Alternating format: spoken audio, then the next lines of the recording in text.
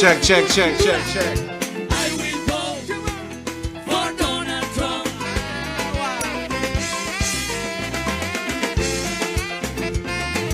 I will vote for Donald Trump. Donald Trump.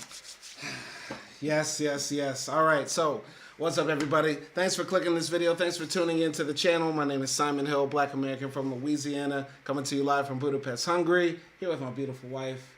Say hi, boo. Hi everyone, I'm Akdi. I'm from Turkey, and yeah, that's it. I feel so bad about today's topic. No, don't feel bad, because it's interesting to talk about, because you know it's a topic that is very hot right now. It's been boiling up for some time. We knew that this was gonna happen when Trump got elected, man. You know, basically, the Latinos are getting the leopard on that face. Man, they love Trump. They voted for Donald Trump. They went out in record numbers to support Donald Trump, and now the leopards are eating their face. And we're not mad at it, because people gonna get what they voted for. That's my thing, where I'm coming from it.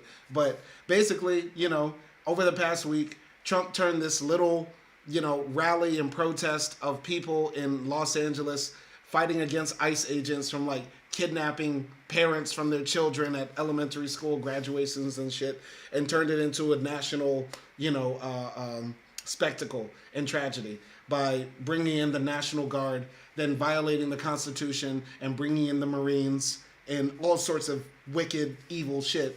And, you know, the people that are here illegally, you know, are the ones that are being targeted. And us as black folks are looking like, what you gonna do, Poppy? You say you know black, Poppy. You got this, Poppy. You better than us, Poppy. You say you work very hard, Poppy. Okay, all right, okay. That's where I'm at with it. But you really don't like my take on this. What's your take?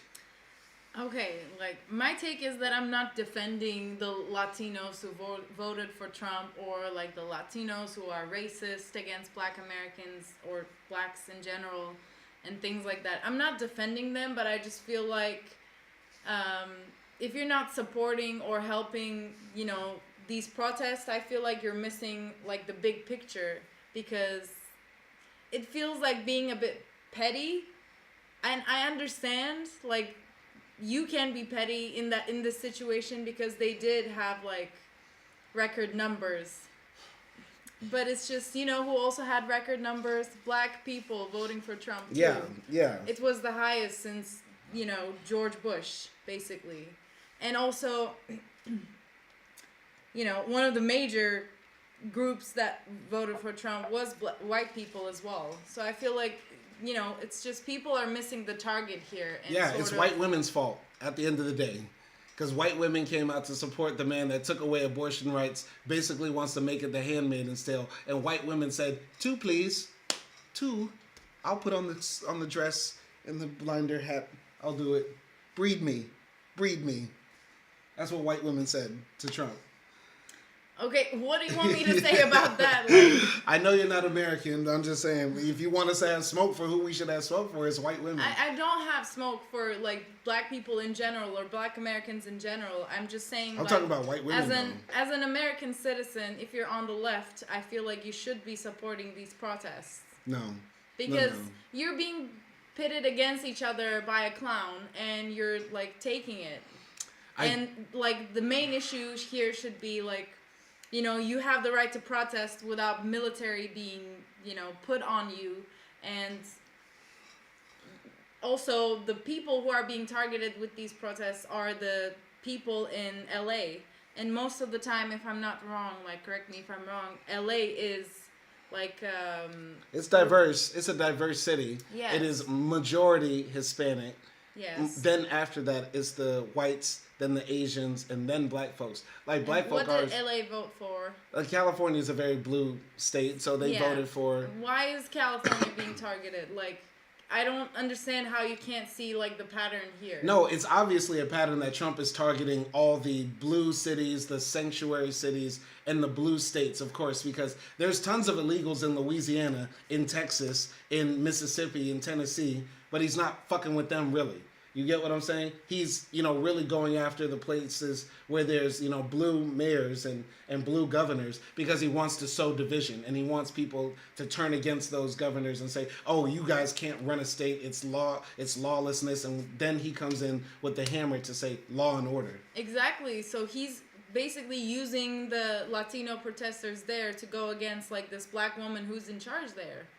And I don't understand really like how you can be silent for that. No, I rock with Karen Bass. I support, generally most of the, liberal, black in generally in power. I understand that they're not what we want them to be, but they're the best we have as far as, what we can do against the rising tide of fascism.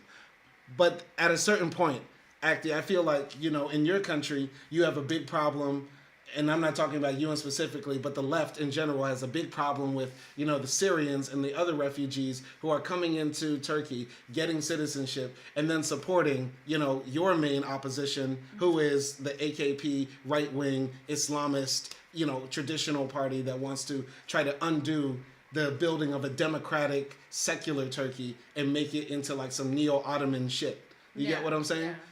Yeah. We don't have, I would say from the Black American perspective, we have this thing that we've just now started to piece together in modern Black thought, where it's like before we were very welcoming to immigrants, the Asians, the Hispanics, the Arabs, everybody came in and we were like, welcome, because we thought they were going to be on, our side of fighting white supremacy. And instead what they did was, when Muhammad Ali said, no Vietnamese ever called me nigger, so I'm not going to their country to kill them people, the Vietnamese showed up in America and said, fuck you, nigga. Hurry up and buy. Poppy comes across the border from, Venezuela or Nicaragua and says, fuck you, nigga. Get out. Buy. You get what I'm saying? And the same thing, the Arabs come, set up shop, and say, fuck you, nigga. Hurry up, buy. All this type of shit. Hold on, wait. Camera gone. Hopefully y'all can hear me. Hold on, wait. Gotta turn the camera back on. Hopefully y'all can still hear us. Hold on, wait. Yeah, y'all can still hear us, but the shit just turned off real quick.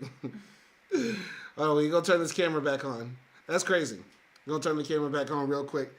Probably won't be a call-in show then. No problem. But you get the idea of what I'm saying, Akdi, right? Yes, I get it, but like you gave an example of Turkey, right? And the main reason that I am not like anti like Syrian in Turkey is because I can see the brainwashing and the unfulfilled promises made to these Syrians, because these were the people that came out of war that were scared for their well-being, right?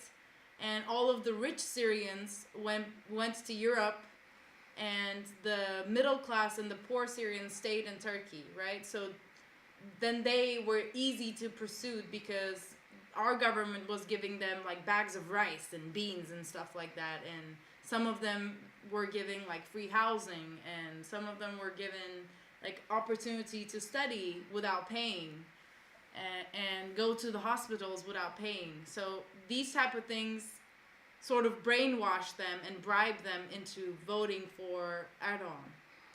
Yeah, and the crazy thing is, I think that gives us even more reason to really hate on the Hispanics and the Asians and everybody else who comes, because the Republicans and our government generally doesn't give us shit. You have a U.S. passport, you don't have anything but the right to live in New York or California and get a job working whatever wage. You get what I'm saying? There are no benefits to being a U.S. citizen, but just for the psychic benefits of being American and then by extension white, they're willing to just, deal with all sorts of bullshit. But that's the thing. America's brainwashing in like a bigger scale, in a imperialist way. Mm-hmm. It's not the same way. Like Turkey can't do that because Turkey doesn't have a reputation like that. It's not fun to go and live in Turkey like how it is perceived that it's fun to go live in America, you know? But America has brainwashed people into thinking like this American dream and all of that and all of this. So it's like even more engraved in their heads. But like the real enemy is America, or like the government of the America, not the Hispanics.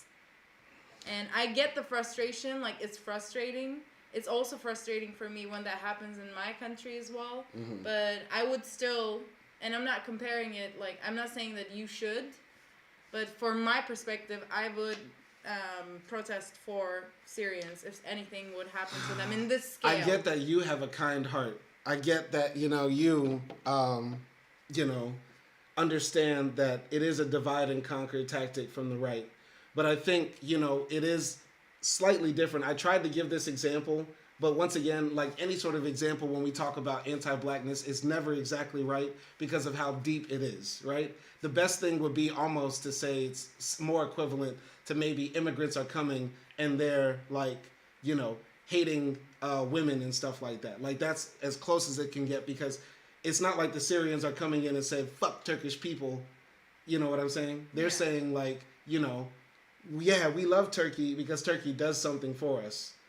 These people are coming in and saying, fuck niggers, because that's what it takes to be an American. That's what it takes to be considered white. You know what I'm saying? You have to vote for the right team. You have to hate on black folks and shit like that. Yeah. And that's what I think, is different about this conversation is that we're not just talking about people that are coming into our country and like just taking our jobs or changing our culture. They're coming in with a real deep-seated hatred for us, people that never did anything to them. We have to always repeat that. For no reason. And that's a part of joining the club. You get what I'm saying? Yeah. That's what I think is the big difference. Yeah, I understand. Like I said, I understand the frustration. And that's why I would never say, like, to a black American, you should be protesting. Because I think, above all else, it's your choice to go out and protest. Because it's a dangerous environment, right? But I think, like, whose fault is it? Is it the club's fault or the members who are trying to be popular within the club? Like, it's both of their fault, but the problem starts with the club itself. Right. I agree. And I think, like, once again, this, like, protesting and then sending military for the protest, it's something bigger than just, like, ICE agents snatching people. Yeah, it's about the Constitution, the rule of law. Like, he is really doing some shit that is going to be hard to go back from. And people who protest, if the protests continue, could use this for a re-election or something. Yeah. It could go up to that scale, and that time it would be beneficial for all of you. I just don't think you realize, like, okay, hypothetically, let's say, this is fuel for, like, a way to get a Democrat in office and eventually move the country left and stuff like that. You have to realize once we move left, people get left. You know what I mean? Like, we make black Americans have been fighting for everybody's rights in our country since the very beginning. I know. And it's not just our rights, it's everybody's rights. And then once those rights are won, people then say, fuck niggers. We get everybody the right to be born a citizen. Fuck niggers. We get everybody the right to be able to live wherever they want. Fuck niggers. We get everybody the right to go to the school where they want to go. Fuck niggers. Everything always comes back to just hatred for us. And we never did anything but make it better for everybody to come in this bitch. And that's why it's so frustrating because, like, we've seen this story happen again and again and again. And, like, the way it is in California, at least, like, if we specifically talk about California, like the way the Mexicans come in there and move into communities and then say, yeah, you can't even get a job unless you speak Spanish here. And it's all about improving la raza, the race in Spanish, right? Like that's literally how the Mexicans talk. They talk about la raza as in the race. Like that's some shit that... Like the Spanish race? No, like them as a race, the Latinos as a race. And they might include everybody in it. I'm not even going to go too deep into like what La Raza is because it's partially like some gang shit, but it's also like this deep, like sort of like their ideology. The ideology is it's all about the race, us. You get what I'm saying? And then they want us to be on the front lines with them for their race project. Like that's crazy to me. Okay. Talk to me. Tell me. Don't just give up on the debate. No, I'm not giving up. I still have like the same thoughts. It's just that, like, it's so easy to generalize, and I think you shouldn't be generalizing. And once again, like, I want to stress it that the Latinos who are being attacked are the ones who probably voted more blue, and like overall in general, Latinos voted more blue, like. That's the percentage. Yeah, maybe it's like the records of going red, but also if you look at the total, it's mostly whites voting for Trump, and then records for black Americans, and then also records for Hispanics voting for Trump as well, even though most of them still voted for Kamala. Let me ask you though, this is where we make the problem though, because you were saying like, oh, a lot of Latinos voted for Trump, but it was still mostly whites. I have to ask you, Akdi, are there black Latinos? Yes. Are there white Latinos? Yes. Do you think that the white Latinos in Latin America are possibly just like the whites we have in America? Yes. I think that says a lot right there. There's a reason why when we think about the Cuban, when we think about the Mexican, when we think about, certain people, there's a certain look that we're thinking about. You get what I'm saying? Yeah. Sure, they might be a bit more brown skin or whatever, right? But they mostly have like these Eurocentric type features. And that's because like the image that Latin America puts out into the world is of their white class. They have a whole class of people. You can go to Mexico and find blonde hair, blue eyed people. Venezuela, fucking redheads. In Brazil, they got fucking women walking around with green eyes and shit. Dudes who look like, Timothy Chalamet, who speak Portuguese. You get what I'm saying? Like, they have the same thing that we have in America, and I think we think, oh, the ones who are coming to us are the good ones. They're the ones who, don't see color, and they want to, try to make our society better. No, they want to replicate what they just came from in their society, where they have black maids, black cooks, all the brown people are basically sweeping the floors and picking up trash outside, and all the white folks are living, high on the hog. Similar how we went to Mauritius, we went to Tanzania, we went to Kenya, and the Indians, the Chinese, the Arabs got all the businesses, and they got black folks sweeping the floors and shit. You get what I'm saying? Like, it's not like they're just coming and being like, oh no, we're so oppressed and we're just brown people too. No, those are white folks. Those are white folks. Yeah, but the ones you're talking about are like the rich ones. The ones who can afford to come to America. Come on. All right, let's do this. I want to watch this video and also look at the information you sent us. Okay. I think this will be good to talk about, how Latinos think about race and shit like that. All right? Okay. All right, I'm going to put it on 125 so I don't get a copyright strike. All right, it's already here.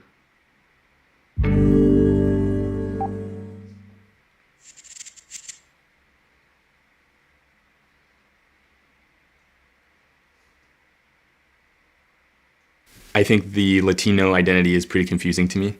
Because oftentimes I find it in a little checkbox on a form and I'm confused on whether I should put Latino or Hispanic, but I'm Mexican. As Latin Americans, as Hispanics in the U.S., there's a community that gets built regardless of which specific country you're coming from. In our history is a history of African people, indigenous people, Europeans, conquistadores, all these different people colliding, many times not with their consent.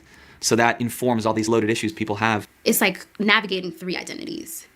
If you're from the States, you're American, you're Black, and you're Latina. Furthermore, wherever country that you identify in coming from.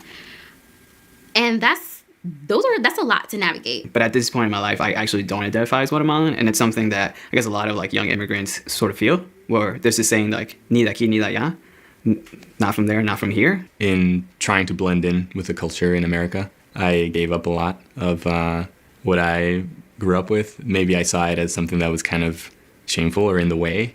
I wanted to dress like my friends in America. I wanted to talk like them. I wanted to be like them, listen to the same music. I started listening to country music.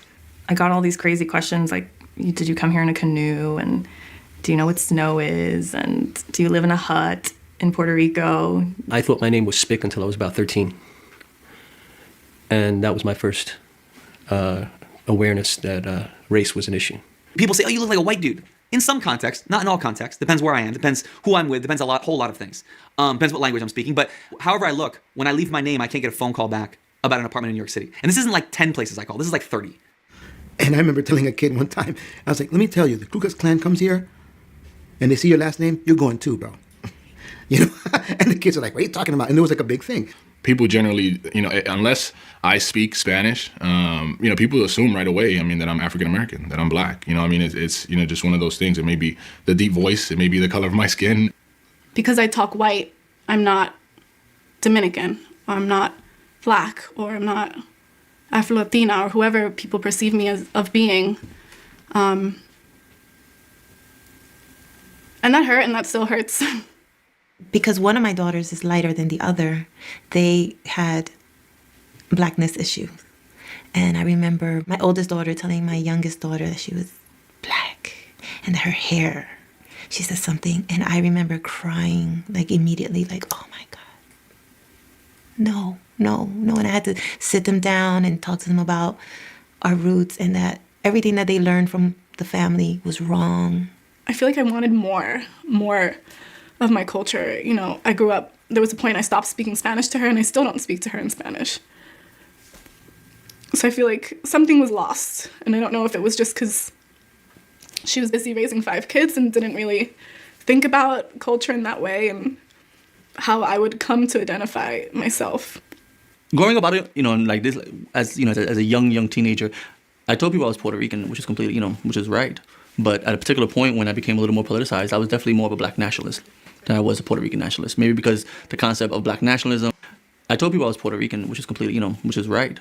But at a particular point when I became a little more politicized, I was definitely more of a black nationalist than I was a Puerto Rican nationalist. Maybe because the concept of black nationalism and the black liberation movement is so much more accessible. There isn't a language issue. So yeah, I totally was reading Malcolm and Marcus and James Baldwin and Huey Newton before I read any of the Puerto Rican nationalists. Either you're black or you're white, and if you're like kind of in the middle, you kind of like don't want to be in the middle.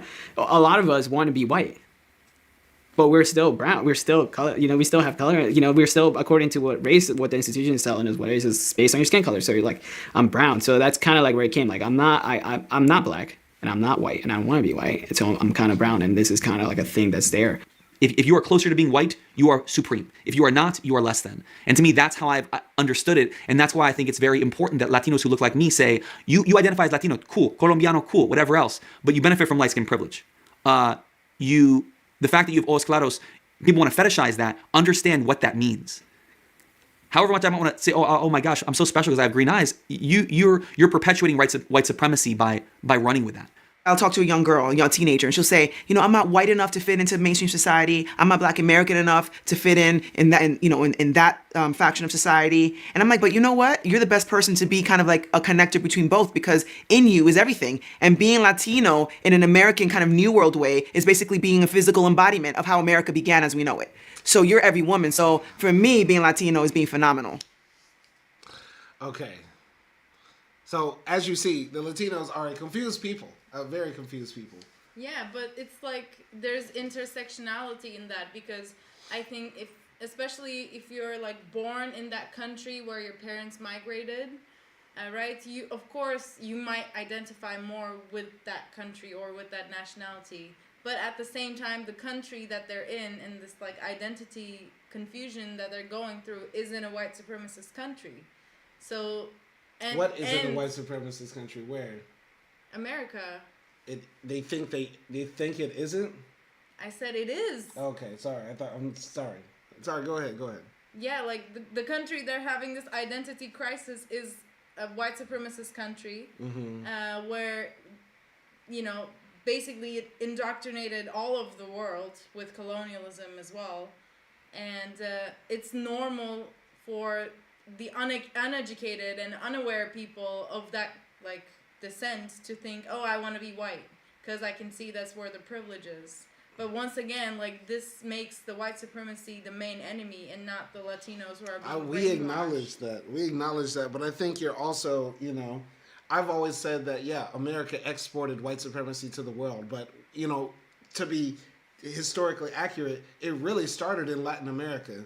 That's when colonialism really set off. Like, the first slaves that were taken from Africa didn't land in, North America. They landed in Mexico, in Brazil, in the Dominican Republic, and places like that. You get what I'm saying? So those were the first places where they were drawing the charts and saying, yeah, the Negroes at the bottom, Indians here, Pardos, et cetera, et cetera. That's where they were building race science in Latin America. And that shit still exists today. As we just saw in the video, there's a bunch of different people with different skin tones and textures and faces and hair types and all types of stuff who claim to be Latino, but then they talk about their experience and say, yeah, most people don't even think I'm Latino, or even when I try to claim my identity, they push me out of it, et cetera, because I'm too dark or I'm too close to African features, et cetera, et cetera.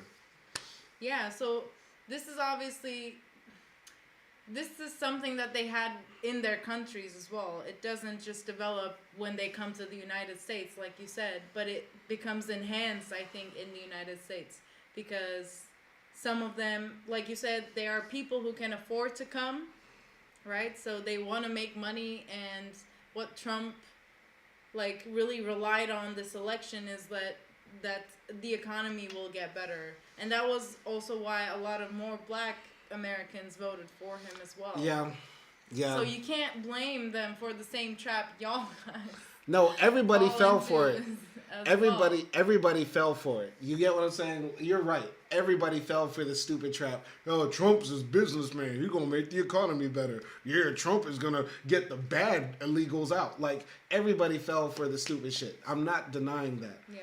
But for the people that did the right thing, you know, voted for the black woman, or, you know, were expressing their concern about Trump and telling people not to vote for him, vote for anybody but him. That was the whole thing about 2024, right? I didn't vote for Kamala, and I don't regret it because of the crazy system we have. But everybody who, you know, was telling people do not vote for Trump, which was my whole thing the entire time, we were like disappointed that America made that choice again. And so the number one reaction we're having is, yeah, it's white supremacy, but also people have to suffer the consequences of their stupid mistakes. We can't continue to try to save people all the time. You get what I'm saying? Yeah, but like the middle to higher, the higher class of Latinos who are not getting kicked out and who are like, who voted for Trump get to stay in America, while the ones in LA get to sent back. The ones who voted for blue, the ones who voted for Kamala, are getting sent back. Well, they couldn't vote because they're not citizens. But, I mean, the thing is, the Latinos that could vote looked at their own people, their abuelas, their tios, their hios, everybody, and then said, fuck you guys, we're voting for the white man because we want to prove we are American. You get what I'm saying? Yeah, I completely understand that the decision they made is dumb.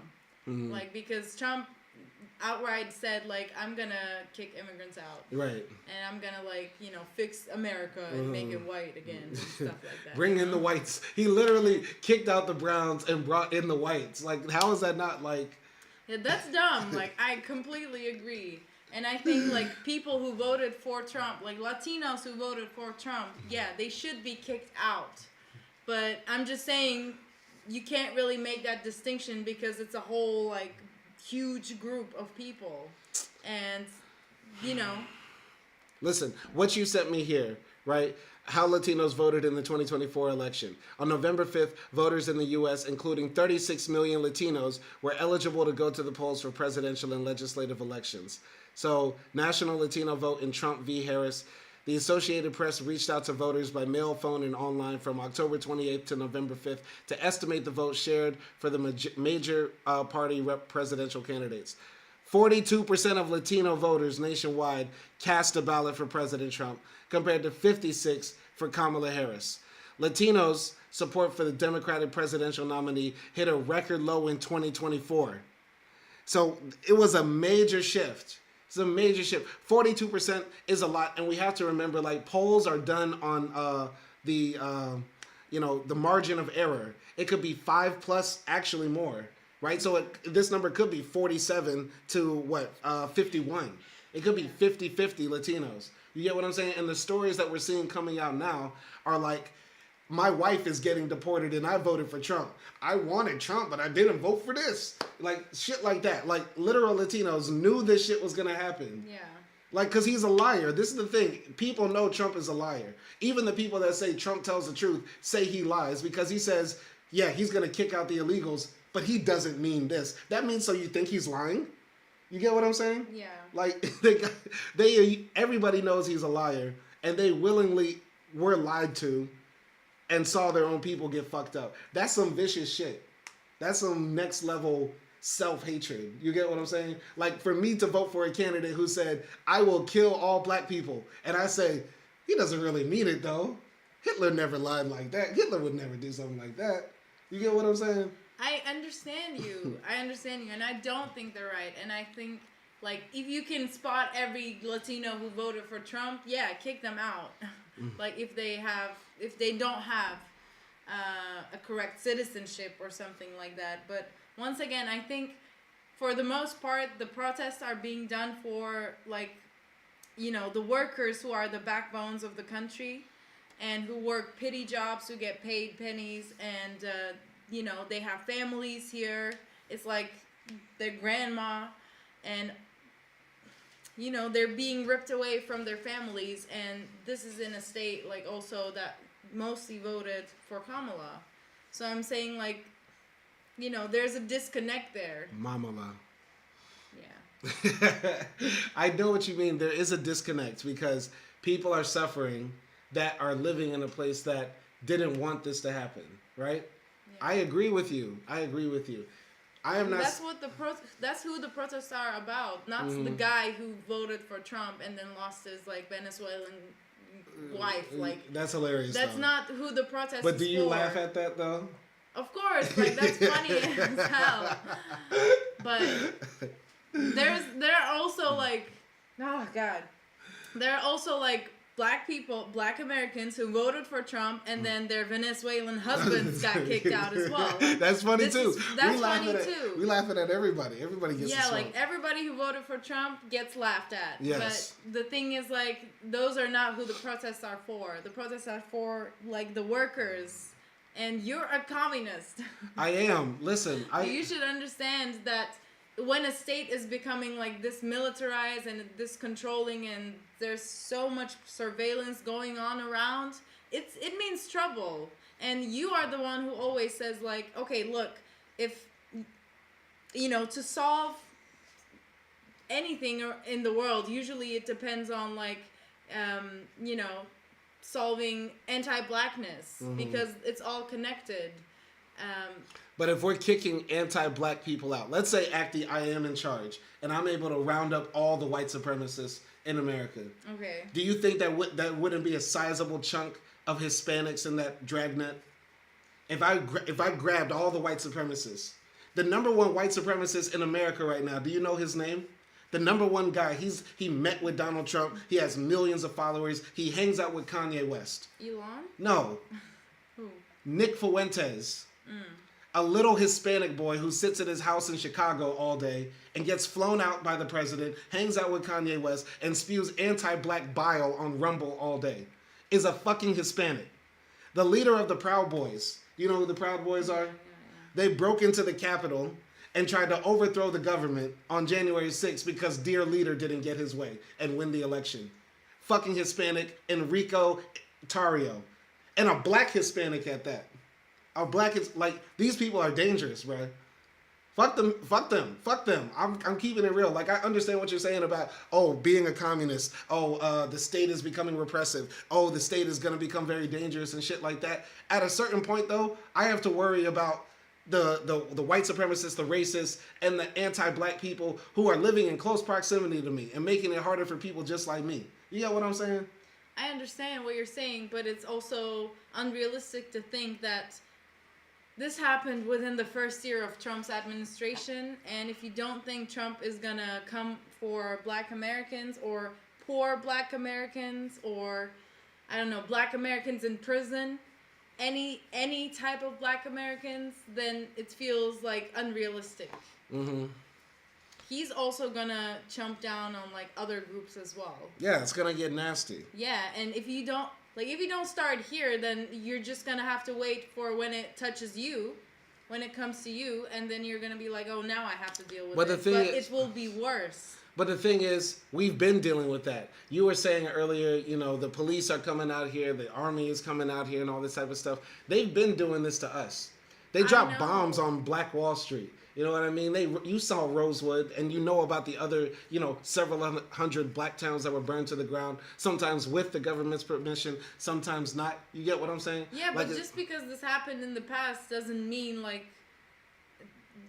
you have to just, like, wait for another one.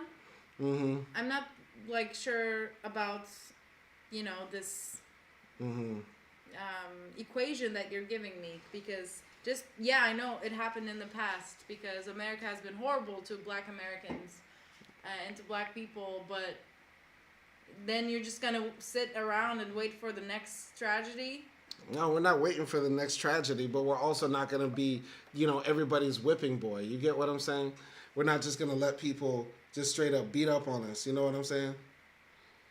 Okay, we have a call in. Yeah, we do, but just continue building on this. Shall we let Donald Trump play? We're going to have a brief intermission while we get the Zoom set up. So we're just going to play I Will Vote for Donald Trump.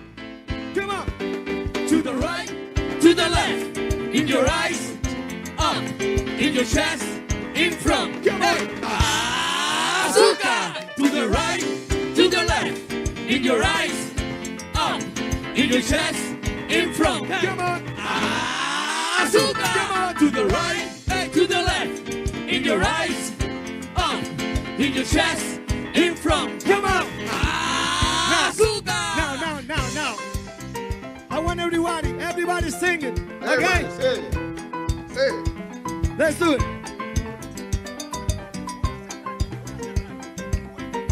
Okay, everybody, ready?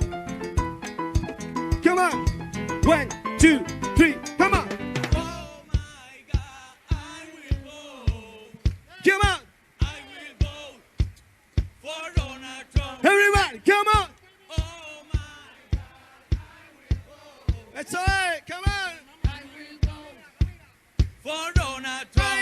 Oh my God, I will vote.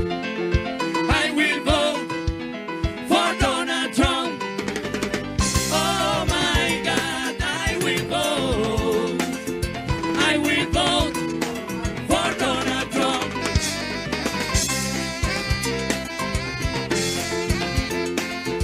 I will vote for Donald Trump.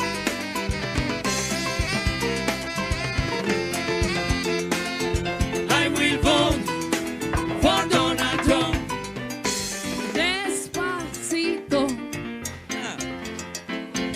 Despacito. No. Despacito. No. Despacito. Everybody move. Despacito. Come on. Despacito. Oh my God, I will vote. I will vote for Donald Trump. Oh my God, I will vote. I will vote Come on. for Donald Trump. Yeah. Miami. Miami. 4 more years. 4 more years. 4 more years. Come on. 4 more years. 4 more years. Thank you. Thank you, Miami. See you later. America. If you feel proud to be American, raise your hand. God bless America. God bless America. If you feel proud to be American, raise your hand. God bless America.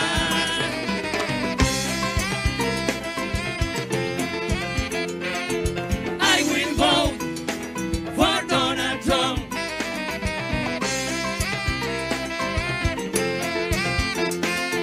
I will vote Raise your hands. Come on. for Raise Donald your Trump.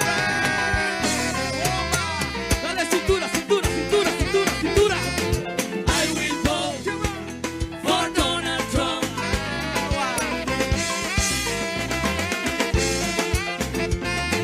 I will vote for Donald Trump. Let's go. Latino for Trump. I will vote for Donald Trump. Bueno, señoras y señores, everybody, let's sing this song, everybody, together, okay? I need you loud, because I want to Trump hear that song, okay? Again. Yo quiero que todo el mundo lo cante fuerte, para que nuestro presidente la escuche, ¿ok? En español bien ahorita. So, Tranquilito. come on. 1, 2, 3, go. Oh my God, I will vote. Everybody, I will vote. Come on. repeat. Oh my God,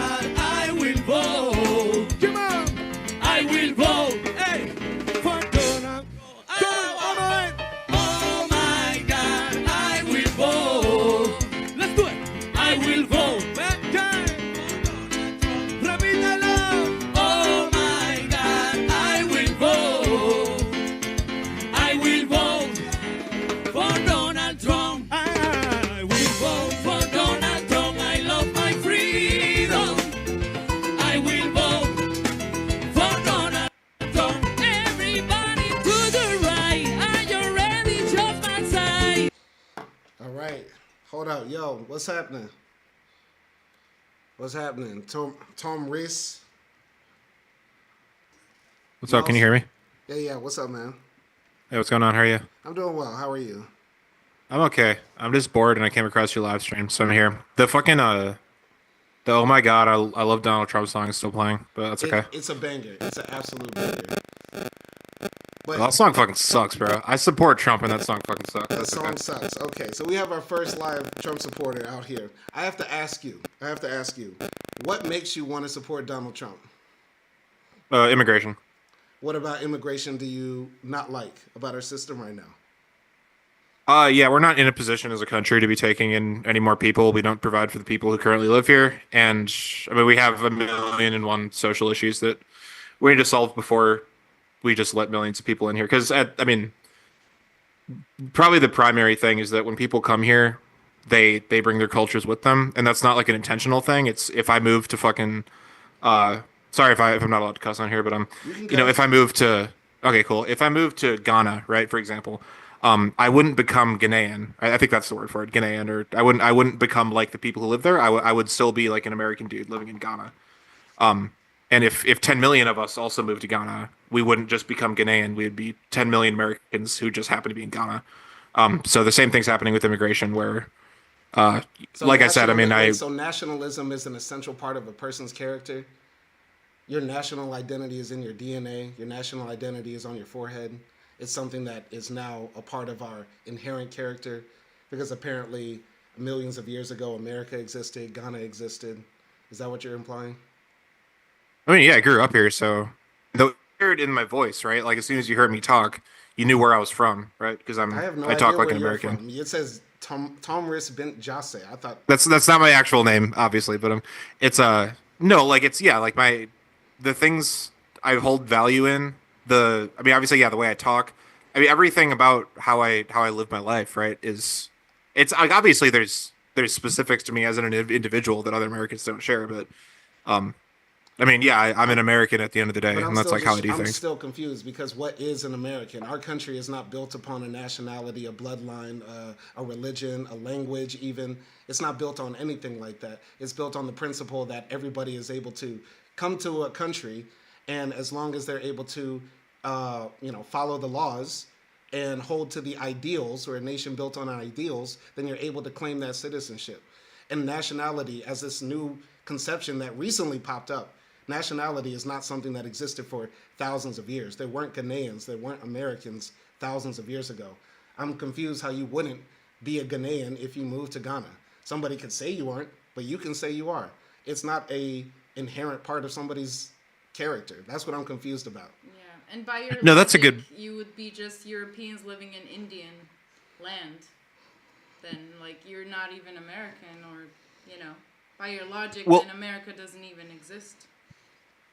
No, that's actually a really good point. So the reason that we didn't, and I don't know about the thousands of years thing, but yeah, I mean, the reason that for most of time, Europeans didn't have a word for like European identity, and whoever lived in Ghana before Ghana was a country didn't have a word for like their nation or whatever, is because they lived amongst themselves, right? Like you wouldn't have a word for yourself if you didn't have something else to compare it to, right? That's the whole point.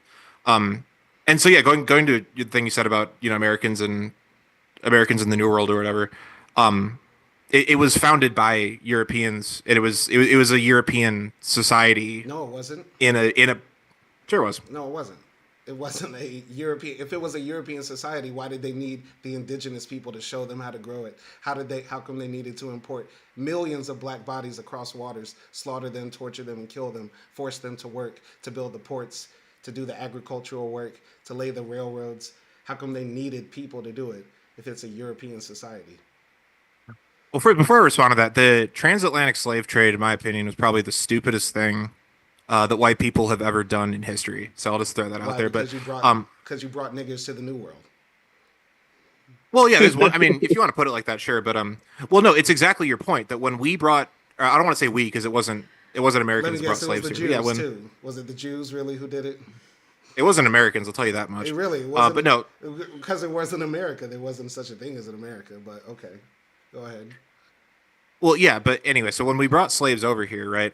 we understood that they had a different culture than us, and that's why we had a place for slaves and we had a place for Americans, which I don't support, by the way. But yeah, it's exactly what How'd you're you saying. have a place for Americans if there were no Americans here? Did you mean the Native Americans, the indigenous people that were living here for thousands of years, who would have more of a claim to the land than the Irish that showed up yesterday?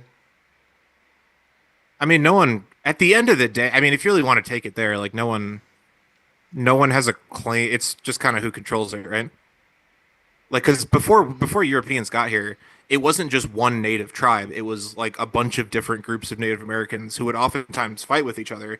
And actually, before smallpox did the thing that smallpox did, one of the tactics that Europeans used to dominate native people, which again I don't support, but that's beside the point, is they would form alliances with certain groups of natives and not with others, and then they would essentially just have the natives go to war with each other because they already were doing that before Europeans got here. So the idea that this was just one, big homogenous, like everyone gets along and it's fine thing. No, like people have always been fighting over America even before Europeans knew what it was. Like Europeans, conquering, land in America, that's not like they didn't come up with that, right? So you're scared like the immigrants will take over America? Is that what you're scared of? Like, is that why you voted for Trump? Takeover is kind of a stretch. I would just say that. So, can I just say something? Yeah, go for it. So you're comparing like settler colonialism with local tribes fighting each other, and immigration, which typically comes from a small percentage from the home countries. That's like the same of like declaring war and committing mass genocide and conquering an entire continent. And settler colonialism. I mean, yeah, taking it back to the native wars before Europeans showed up. I don't have the names of the tribes off the top of my head, but yeah, there absolutely were tribes that had like generations and generations of history of war between them, and absolutely, if they had the means to like wipe out the other tribe, they absolutely would have done it. Yeah, that of course. So let's say let me think. Let me see. British colonialists, I don't know, in the Congo. No, in the Nigeria. They had the means to destroy every black person there. Why they didn't? They already had them slaves or something. Yeah, no, the reason is because they wanted the Africans to do the work they didn't want to do, which, with slavery, that ultimately wasn't a good idea, and that's why they withdrew. Couldn't the natives enslave other natives? I mean, it wasn't like white people invented slavery. So white people actually tried to enslave natives, and it didn't work by and large because natives, by and large, preferred to die over being kept as slaves.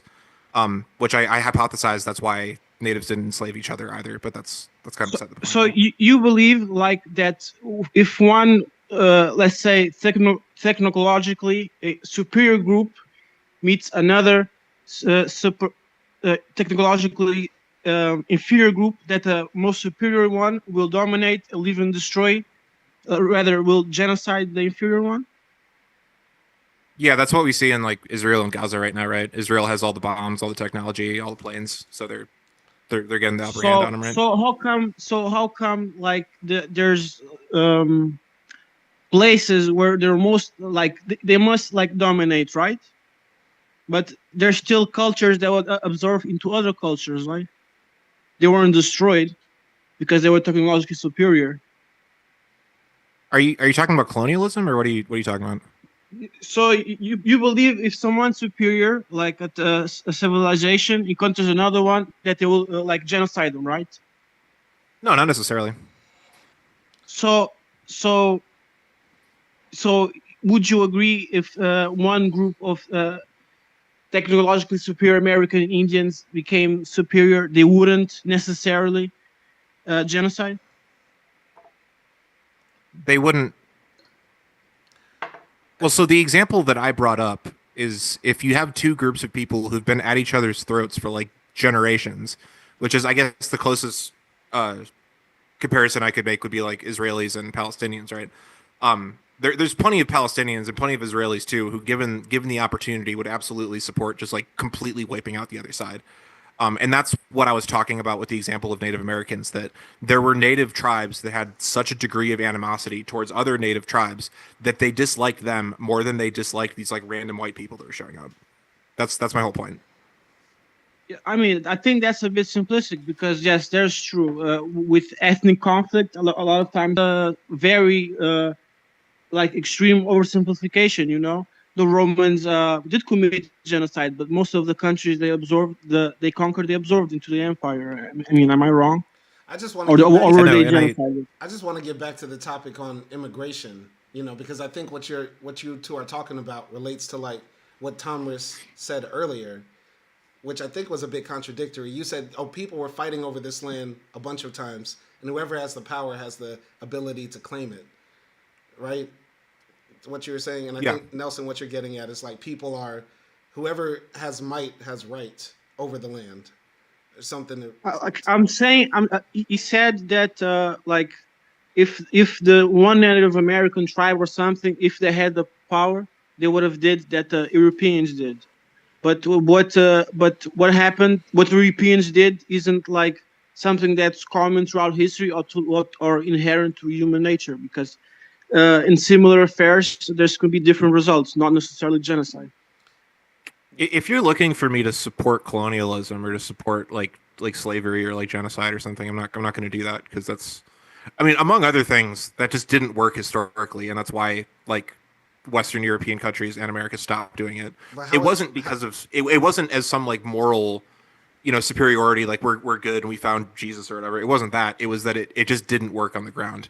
Like you had Nat Turner, you had all these like slave rebellions, and we had a civil war fought primarily of white people against other white people, just because the issue of slavery was just so like fucked, right? Thomas, I just want to make sure you're ideologically consistent. You said earlier you don't want, immigrants coming to our country, competing with jobs or taking our resources, et cetera, right? And that's one of the reasons you support Trump. Okay. Hello? Yeah, can you hear me? Yeah. You said earlier that, you don't want the immigrants coming because they're taking resources and competing with jobs, et cetera, right? We need to be taking care of American citizens first, right? Yeah, we have an obligation to Americans that we don't have to non-Americans, correct? Are you critical of Trump of importing the white South Africans? I don't really care. I mean, he didn't even support. Wait, how do you wasn't not it like care if this was a boatload of, Mexicans or Venezuelans that Trump said we're going to give them housing, jobs, cars, money, like he did for the white South Africans? Would you have a problem with that if he did that for a group of Mexicans? The thing that makes the white South Africans different is that there's like 60 of them. But they keep on bringing them in. And the point is, I thought for the place of 60 South Africans, you could have done the same thing for 60 American citizens. But it sounds like you're not as upset about them giving free shit to a group of people. We shouldn't have brought the South Africans in. I'm just saying I have less of a problem with it, primarily because there's less of them, right? Like if we brought 60 Salvadorians in, right? Just like 60 random Salvadorians who were, persecuted by the government or whatever, you wouldn't see me like making a big deal out of it, because like in a country with like 300 some million people, like 60 immigrants, like that's the drop in the bucket, right?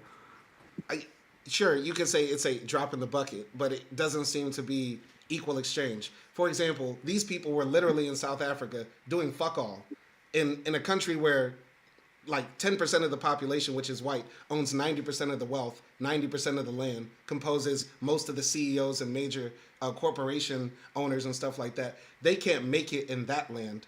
And so we just give them shit to come here.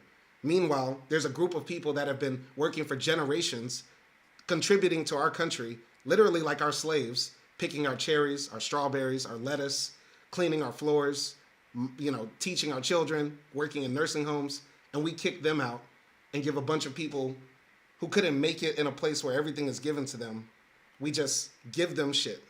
But we kick out people that have given us shit. I'm trying to understand how that's just, how that even makes sense, how that's even logical in your mind.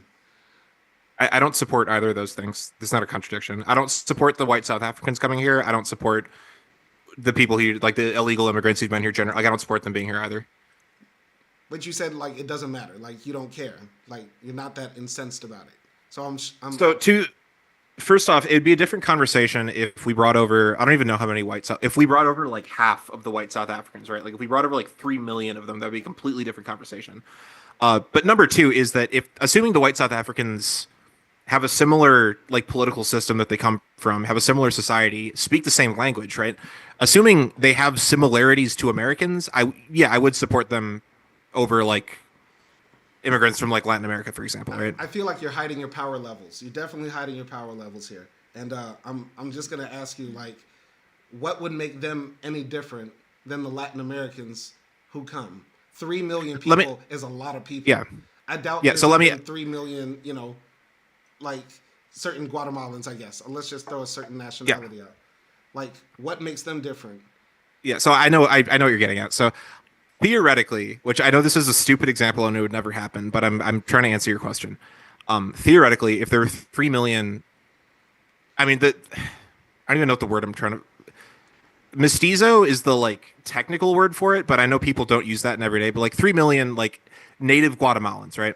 If you had 3 million native Guatemalans who spoke English, grew up in Western societies, like had all the values that we have and behave like we do, I would have more of a problem with, or excuse me, I would have less of a problem with them coming here than I would with like Afrikaners who speak Dutch, right, and don't speak English. I would have a bigger problem with the Afrikaners because they don't speak our language. It would be harder for them to assimilate. If you want to point, like, yeah, by and large, like societies that are majority white tend to have societies that are similar to like American society, which, I mean, if you want to make that a racial thing, you can, but that's kind of beside the point, right? But that's not true. I don't know, Thomas, if you've been outside the country, but I've been to some other countries that are majority white. I would argue Turkey is not like America, and you're going to say maybe, oh, the Turks aren't really white. We're going to get into quantified blood race science. I would say Turkey is definitely nothing like America. Serbia is definitely nothing like America. Macedonia. Here in Hungary, at least, there's a vast difference. Like, you might say, oh, the countries are majority white. Whiteness as a concept is not like this unifying force. There's no unifying white culture. There's Polish people, Hungarians, French, Italians, Portuguese. I mean, you probably know this better than I do if you live in like the Magyars are kind of, they're damn near like more Asian than they are white, right? When like you it's walk in the Magyar. streets here, you do not look at a Hungarian and say, "Damn, that looks like a Chinese person." No, they look white. They look. Well, no, this Hungarian. is what I'm saying is that this is why I don't even like to use the word race. Who you are as a person, right? Like, I'm a white dude, right? That there's more to that than just like I look white and my skin is white. There's more to it than that. So for Hungarians, for example, I'm not saying Hungarians look like Chinese people. That's ridiculous, obviously. What I'm saying is that their culture is significantly influenced by Central Asia, and like any Hungarian will tell you that. And at the end of the day, when you're talking about who you're gonna let into your society or how your society is gonna function, that matters. It's not just based on what your skin looks like, and it's never been based on what your skin looks like. Sorry. Go ahead. Nelson, go ahead. Can I make a question? Yeah. Yeah, go ahead. What values do you think white South Africans have that Mexicans don't have? Western values specifically. I mean, I can't give you an exhaustive list. I've talked to enough Mexicans and I've talked to enough South Africans that I generally speaking, you can just tell from talking to them that their culture is more. I mean, if you want to get technical, obviously language is probably the biggest one. Mexicans tend to speak Spanish. White South Africans don't technically. I mean, it's pretty evenly split between Afrikaans and English. I mean, it's how their society works, how people interact with each other on the street. Like, there's a million and one different things that make a nation what it is, right? What's Western about how Afrikaners socialize that it's different than Mexicans socialize? What's like one social aspect? And Thomas, I have another question just to add to that. You're saying like culture and language is important, right? For integration into American society for immigrants, right? Yeah, that's a big part of it. Okay, I know a country where a lot of people speak English. They speak it almost as their first language. It's called Nigeria. There's also another one called Ghana. Also another one called India. Would you be happy with us also letting in the Indians, Nigerians, the Ghanaians as well? Because all of them speak English very fluently. Yeah, language isn't the only part of it. It's a part of it. Don't get me wrong. Not. Yeah, but yeah. Of course not. Right? There's something else, right? Yeah. What else? What else is it? It's not just language. Wait, would you really point to Nigeria and say this is a Western country?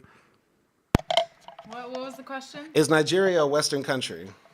Let's see. What defines Western? Is it having a religion that has been a part of Western civilization for a long time called Christianity? Yeah, there's like 100 million Nigerian Christians and also Ghanaians as well? Is it also speaking an Indo-European language like English or French? I think that's a part of Western culture as well. Is it also about, having standardized schooling and, following a certain model as far as like a certain government type? Yeah, they do have a functioning democracy, the largest democracy in India. I think the second biggest one is Nigeria, or if not ours, and then Nigeria is second or third. So what is really Western if it's not just what you're actually implying? Because somehow the South Africans who speak English as their second language, who, some of them are more related to the Dutch than actually Anglo-American culture. I'm confused how they're more related to us than the Nigerians, the Ghanaians, and Indians. There's an ethnic component. If you want to, there's an ethnic component to it. That's just not the only thing, right? There's component. Yeah. But do you know like a difference between a Western difference between the Afrikaners and the Mexicans, like a different thing? Spanish is Indo-European. Spanish is influenced by Latin. There are also a lot of Catholics there. Lastly, nothing gets more Western than the Roman Catholic Church. The Roman Catholic Church has done a pretty piss poor job at like universalizing where it exists, right? Because I grew up Catholic, so I can speak on this. The whole point of Catholicism is that you have Roman Catholic churches in America and in Mexico and in Africa and in all these different places, and the whole point of it is that it's the same mass, it's the same thing. It used to be in Latin so that you wouldn't be doing it in your native tongue, right?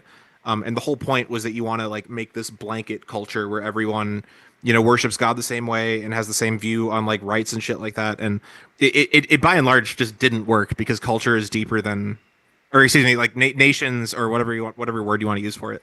Kind of the society, I guess, is deeper than just this is the religion we follow, right? It's way deeper than that. Okay, well, I had another set of questions. I don't know if you want to continue with this conversation. Go ahead. But I'm not from America. I'm from Turkey, and I was just curious, what is America really giving its citizens? Because you said in the beginning, America is not in a state to afford all these immigrants and stuff like that. And America is supposed to be one of the biggest superpowers in the world, but they don't give healthcare to their citizens. They have regular school shootings. They don't give free education. And what I feel like most of the time what immigrants do is come and work in this country and also pay taxes as well, just like rest of the Americans. And I'm not exactly sure what, as an American, you are getting out of your country. I don't know what you're losing by allowing immigrants into your country other than, them coming into your country, studying in your, paying for all of the universities, studying there, and then developing a lot of things for your country, and things like that. So, yeah, I'm confused by that. Yeah, the healthcare thing is actually a great example. When I said initially that we don't have our affairs in order as a country, and because of that, it's kind of not the best idea to be letting millions of people in. Healthcare is a perfect example of that. I could hypothesize why, but by and large, America is really bad at healthcare, and I think we can probably agree on that. And just letting millions and millions of people in who, I understand the point that you're making, but we have, as Americans, we have the resources and we have the capability to have a nationalized healthcare system, right? The point is that our society is just so fucked right now, right? That we have so many different social problems. We have such a radical degree of stratification within society as far as what people value, as far as, what people want out of the government. We have that problem already. We don't need to just add to it by bringing in millions of people who have their own culture, who have their own values, which I'm not saying that their culture and their values are wrong. I'm saying that in a country where we already are as divided and as fucked as we are right now, love the white supremacist culture of America. Most of them voted for Trump, so I don't understand how their culture is not aligned with your culture, because they literally voted for the same guy as you did. So, are you talking about Hispanics? Yeah. Well, I think it was 45 to 55. So the Hispanics won the Democrats won the Hispanic vote by a little bit, but Yeah, but it was the record high for the Democrats. No, not Republicans. I have to ask you, Thomas. Earlier, you just said, we do have the capability to have universal health care, right? Yeah. And, we shouldn't be allowing, immigrants to come in to fuck up that opportunity for us to have these social benefits, right? I wasn't saying that immigrants are taking away healthcare from us or something, but yeah, that's what I said. I want to ask you, is Mitch McConnell an illegal immigrant? Bro, I know jack shit about Mitch McConnell. I have no idea. Oh, okay. All right. Is Donald Trump an illegal immigrant? No. Okay. Do you think most of the people who are sitting Republican senators and members of the Houses of Representatives are illegal immigrants? I'm pretty sure none of them are. Then tell me why you support a party that does not advocate for expanding the Affordable Care Act and making places like my state in Louisiana continue to reject Medicare. The federal government offered billions of dollars in Medicare funding for my state so that poor people and old people and all children as well could get free health care when the Affordable Care Act was expanding.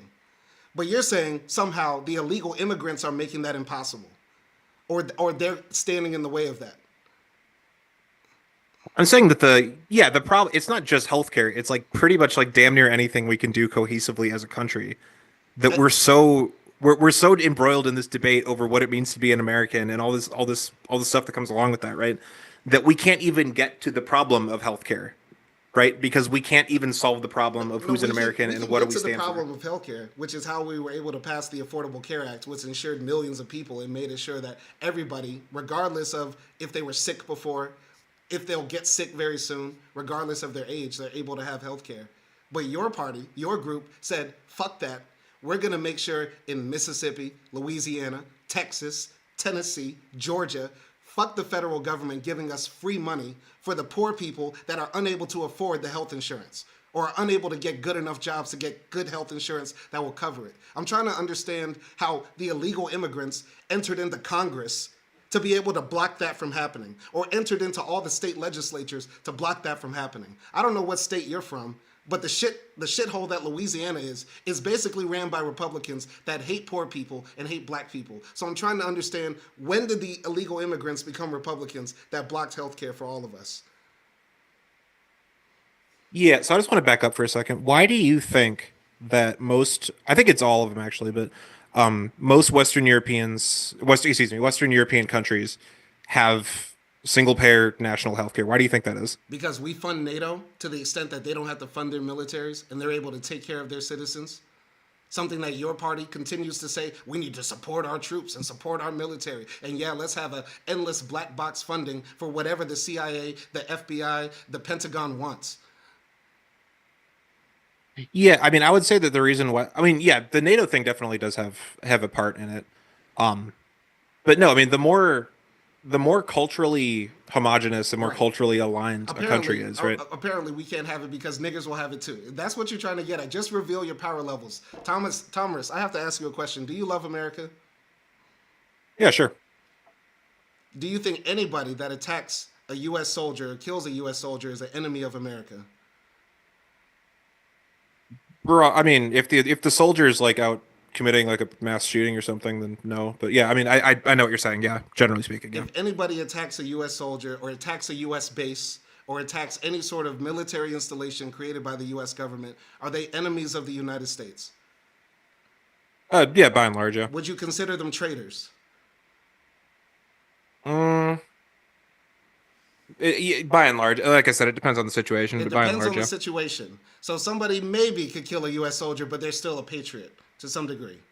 I'm not talking about hypothetical history. I'm talking about in real, actual reality. Do you think it's possible for somebody to be a patriot but kill U.S. soldiers? If you're talking about reality, then just give the situation you're talking about. So we're not talking about hypotheticals. I want to ask you, if anybody attacks a U.S. soldier, kills a U.S. soldier, attacks the United States government, are they not an enemy of the United States? I think you said yes. No, not necessarily. Here's why. if I go out to a bar tonight, right, and there's a soldier at that bar, and we get into an argument, and we end up fighting, and the soldier dies, that doesn't make me a traitor. That means I got into a fight with someone at a bar. talking about somebody But I'm saying, yeah, generally speaking, yeah, if I go to a base and intentionally attack the base because it's a U.S. military installation, yeah, that's all the things you said. Yeah, That's I wicked. agree. That's wicked. Yeah, it's not good. And It's that's not good. you know, that's somebody who is an enemy to the United States. Yeah, not good. If Iran right now dropped a missile on our base in Qatar or Baghdad, whatever, they would be our enemies, right?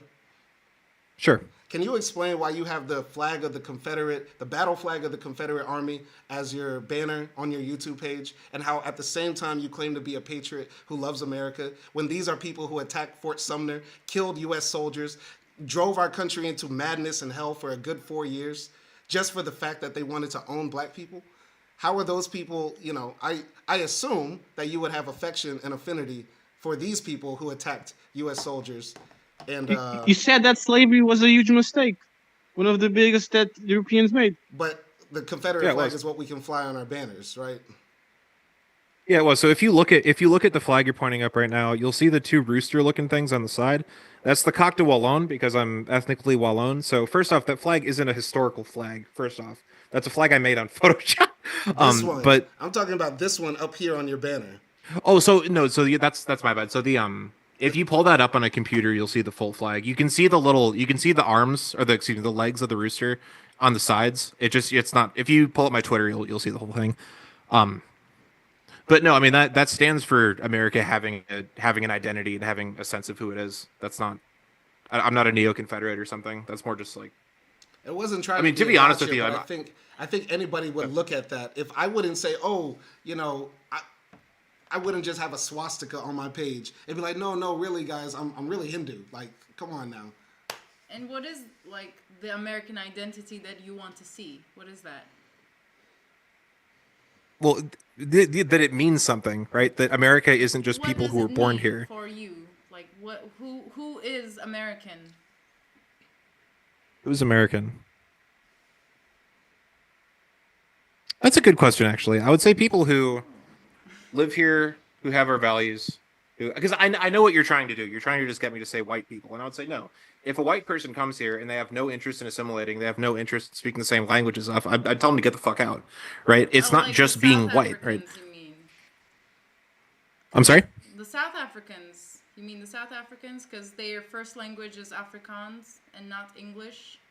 So Yeah, if they don't speak English, I don't want them here, yeah. yeah, so they shouldn't be in the country just like the Mexicans, but they speak English as well. Yeah, there's more. Like I said, there's more to having an identity than that, and that's taking it back to the Confederate flag example. Being like, I'm not like a neo-Confederate or something, so that's a bad point to. No, I'm just trying to understand, like, because for me as a foreigner, America is a place. It's like a melting pot, and everybody can get their American dream there, and you can go and become a billionaire, no matter what is your race, what is your religion and everything. So I'm trying to understand what is your like view for the American identity. Like, what is that? What does that look for you? I'm actually really glad you said that. So the melting pot thing, that the word melting pot comes from a British play from the early 20th century. Before that was not a word in American lexicon at all, and it wasn't until like about a decade or so after that play that people actually started using that in any serious context. The idea that I have for America, like you said, you're from Turkey, is I want the question of who's an American to be more similar to the question of who's a Turk, right? That Turks are a nation. They're not necessarily tied to the country of Turkey as it exists today, right? They're a culture of people. They've been around for longer than the early 20th century when Turkey was formed.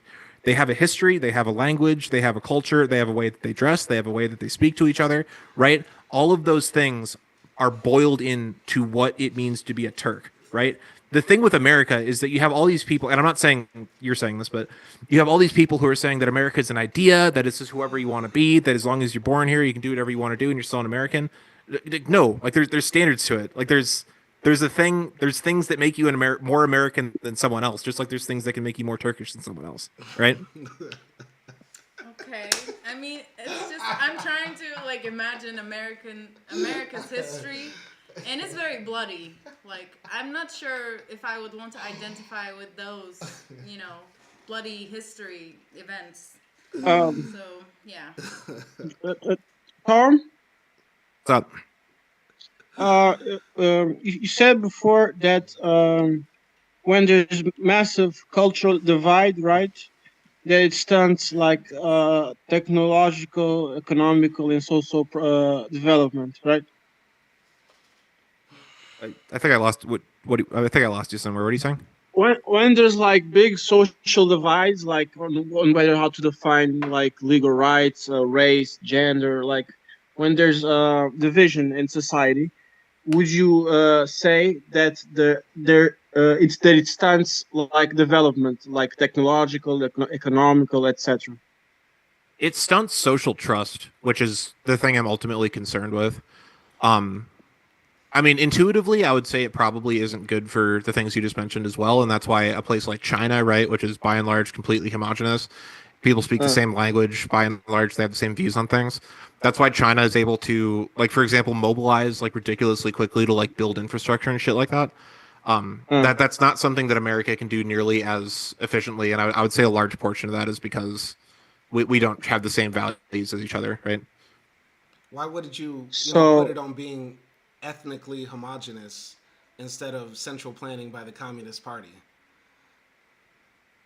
Well, because actually, no, that's a good point. The Communist Party of China is. I don't know if you can tell if I'm talking to me. I'm not like some typical like MAGA Trump like retard. Like I do see the value of things like Marxism and things like But yeah, like I'm not an idiot. Like I understand the value of the Marxian view on economics and shit like that. So, but no, I mean I think more important than Marxism or communism to the Chinese, I guess, success story is the fact that people by and large agree with each other. And just on that tangent, that's why China makes, and I would say even China goes too far in this. That's why China makes such a ridiculously strong effort to like push like Uyghurs and like Northern Mongolians and shit out of their society because they speak a different language and they hold different values, and by and large they don't get along with Han Chinese people to the same extent that Han Chinese people get along with themselves, right? Yeah, but it seems to be like, I think you put a lot of value in the idea of like a culturally homogenous place having the ability to, take care of its people, and, similar to like Turkey and Turks, the idea of the nation and the people being one is really attractive to you. And,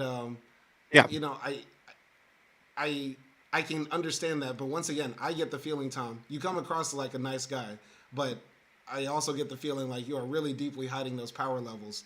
And inside, really, I think you're, really implying that American culture, or what truly Americanness is just, cis, heteronormative, white male, traditional shit.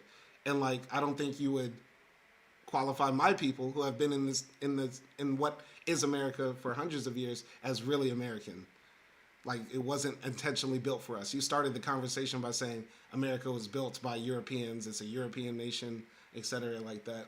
So, Well, no, and bringing it back to what you were just saying, but yes, America is a Western Europe. It's not in Western Europe, but it is a culturally Western European country, what and is that's by culturally taking Western millions. about America? I'm very curious about that. Our system of government, the way we do economics, the way people get married. I mean, there's a million and one things that make it Western European. The language we speak, like how is a representational republic Western when that wasn't a concept, around the time? Constitutional, constitutions and representational republics is a recent invention that just happened to spark in our nation. So it's like an American invention, not a Western invention. It wasn't like they were doing that in France or Portugal or Spain before we decided to do it, and also Haiti as well. no, that's not true. The philosophical trying to find the word to use here. The philosophical like roots of the American governmental system come from Western Europe, primarily England. Where in English history do they have, representational democracy? They were literally a country, based on kings, blood kinship, royalty, the mandate of God. But let's say that's true. If that's the case, is Haiti is Haiti a Western nation? No. Of course not. They did the same thing. How is Haiti not a Western nation when they did the same thing the Americans did? Got rid of their kings, set up a democracy, created a constitution. But why? See, why? What's the difference? I mean, the simple answer is that anyone from a Western country would not look at Haiti. And by look at Haiti, I'm saying if they were in Haiti physically, or even if they just saw it, on TV or whatever, they would not look at Haiti and say, this is a Western country, which at the end of the day, same thing with Turkey. Wait, no, hold on. Because it's full of black people. Bringing it back to the Turkey example, right? There isn't a set thing that I can, and I'm just using that because you already brought it up. There isn't a set thing that I can point to, even if you're 100% ethnically, I think just Turkish would be the word for it, but even if you're 100% ethnically Turkish, a Turkish person, there isn't like one thing you can point to and be like, this is what makes you Turkish, you're not Turkish, you are Turkish, right? It's a combination of things. It's a combination of things that make a culture, and then we're talking about a country of millions and millions and millions of people, right? You can just tell by looking at it and walking around and talking to people if it's like a similar culture to the one that you come from. Right. And that's why you don't have like massive amounts of like social dialogue between Haiti and like Western countries because they're just not similar to each other. Like they're not. Right. I'm so confused by this. When Haiti is in the Organization of American States, it's a part of the UN. The reason why, Haiti is underdeveloped as it is today is because France imposed sanctions on it, saying that Haiti had to pay basically $20 billion of today's money to get rid of slavery. They beat their oppressors in the war and then had to pay back $20 billion that they had to pay over 150 years, something America did not have to do. We didn't have to pay back reparations for kicking British ass. But you're basically saying Western is whatever you want it to mean. And it seems to be lining up all the time with white. Because like I said, there's a strong ethnic component to it. You're not wrong about that, but I'm saying that it's not just that. You can't just right. Is Mexico a Western nation? I mean, if you want to compare it to Haiti, I'd say it's more Western than Haiti. Why? Because they're more white. The way they do things is more white. If you want to use that language, sure. Yeah. So they had a king. They had an empire. They did not have democracy. Are you talking about Mexico? You pointed, in Mexico they had an empire. They had a literal king. They had, periods of time where they had no democracy. Technically, on paper, Haiti has never had a king. They've had a democracy for almost as long as we have had American democracy, our constitution, even though their constitution was changed a bunch of times and people invaded it. How are they not Western if for any other reason other than it's a majority black nation? Hold on, you just said a lot. So as far as the imperial Mexican history stuff goes, I mean that entire framework comes from Europe, specifically Spain, right? But you pointed to American democracy, our system of government, as somehow Western, and I pointed to Haiti's system of government, which is identical to ours. In fact, it was born literally at the same time. Yeah. And you're saying that's not Western. That's like saying there are two babies born in a hospital. One was black, one was white. One was called Haiti, the other one was called America, and you're saying, one is really a citizen and the other one really isn't a citizen. There's really no difference between Haiti and America other than one has a majority black people that did the same thing the Americans did. Fought their oppressors, got their freedom, wrote a constitution, started a country. You would agree that a country's, like, at the end of the day, the only thing a country is its people, right? No, a country is not just its people. It's not just its people. No, it's ideals. Then what is it then? It's ideals. There are some conceptions of the nation that are built on people, blood and soil, Hungary for Hungarians, Turkey for Turks. That's not our country. Our country is not America for Americans. It's like, do you believe in these ideals? Can we build a multiracial, multi-ethnic, multi-religious democracy where everybody lives under the same roof? That's our nation. That's an incredibly recent idea of our nation. For the vast majority of our nation's history, all of the things you just said were not. That, like, to be an American did not mean that you believed in freedom of religion or that you believed in like multiracialism or something like that. That's like from the late 20th century. The First Amendment of the Constitution says that there will be no religious test for any political office. How do you say that our nation was not built on the idea of multi-religiosity? It was so. Also, your Again, nation like I was said, the same nation that brought a lot of like Africans into their countries and basically entrapped them there. So it's like also even just that sort of proves the point that it was supposed to be a multiracial and multi-ethnic country. So Because this is what going were to sound they kind gonna of do harsh with saying it, all but the the reason, slaves? Like go they ahead. were gonna like kill them there, or they were gonna send them back. Like, of course they were also gonna be Americans. So like it's sort of is not making sense. Well, no, the people who brought slaves over here and the people who kept slaves as like essentially livestock, they didn't see them as people, right? That's how they morally justified what they were doing. Is that I'm not going to go into the logic behind it, but yeah, they didn't see black people as people. They didn't see all the stuff you just said about America and like rights and shit like that. They didn't think that applied to black people because they didn't see them as people. At the time they didn't. Yeah. But literally, you said that white men against white men fought the Civil War for the black man. So doesn't By that and large, also yeah. prove that America is a multiracial, multi-ethnic group as well? Like if groups of two white men are fighting each other for the black man, then that kind of proves the point. Well, no, and the result of that should have been that we repatriated slaves back to where we got them from.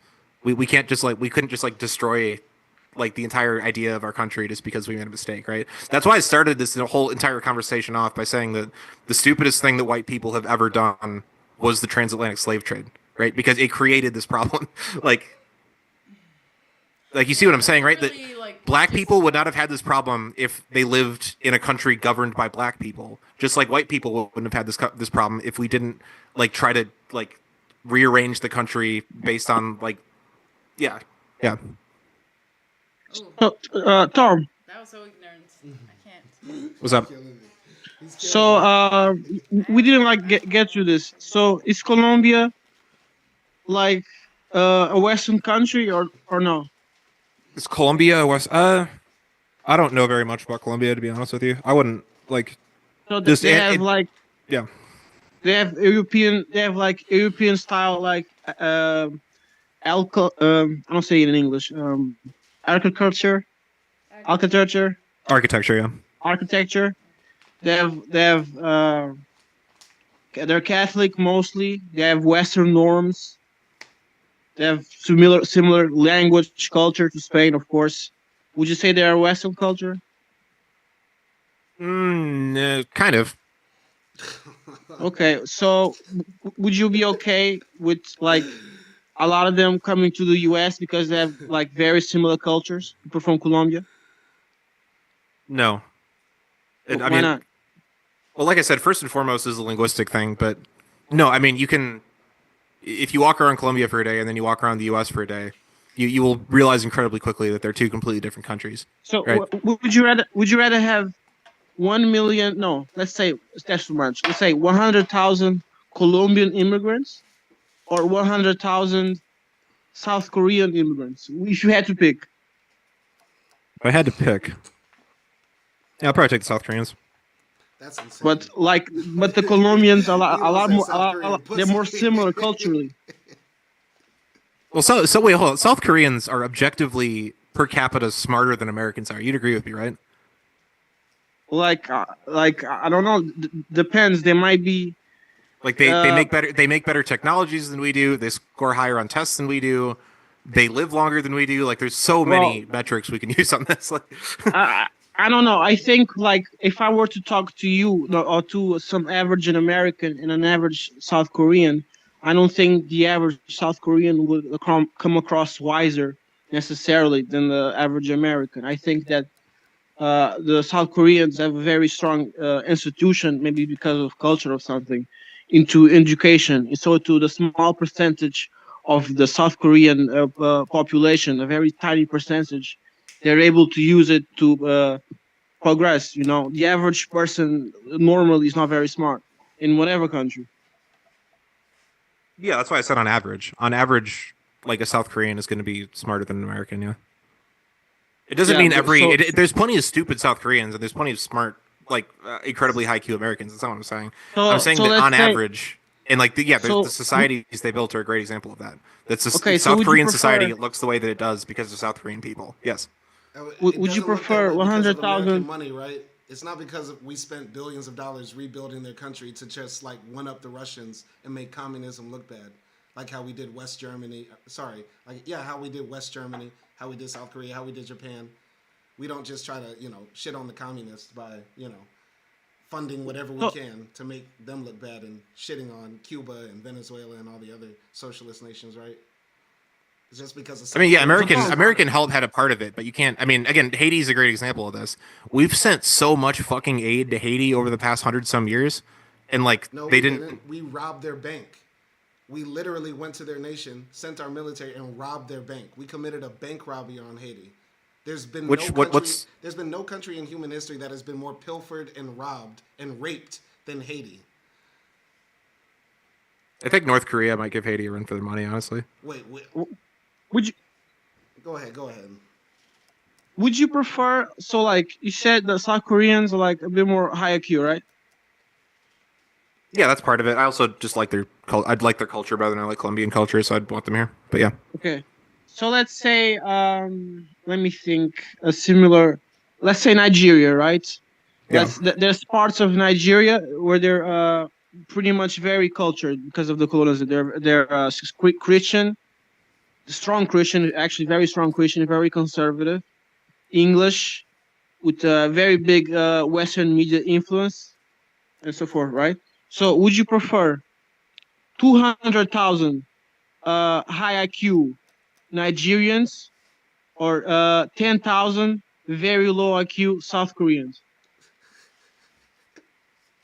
Just to make it make sense, can we have the numbers be the same? Can it be like 100,000? No. Sorry.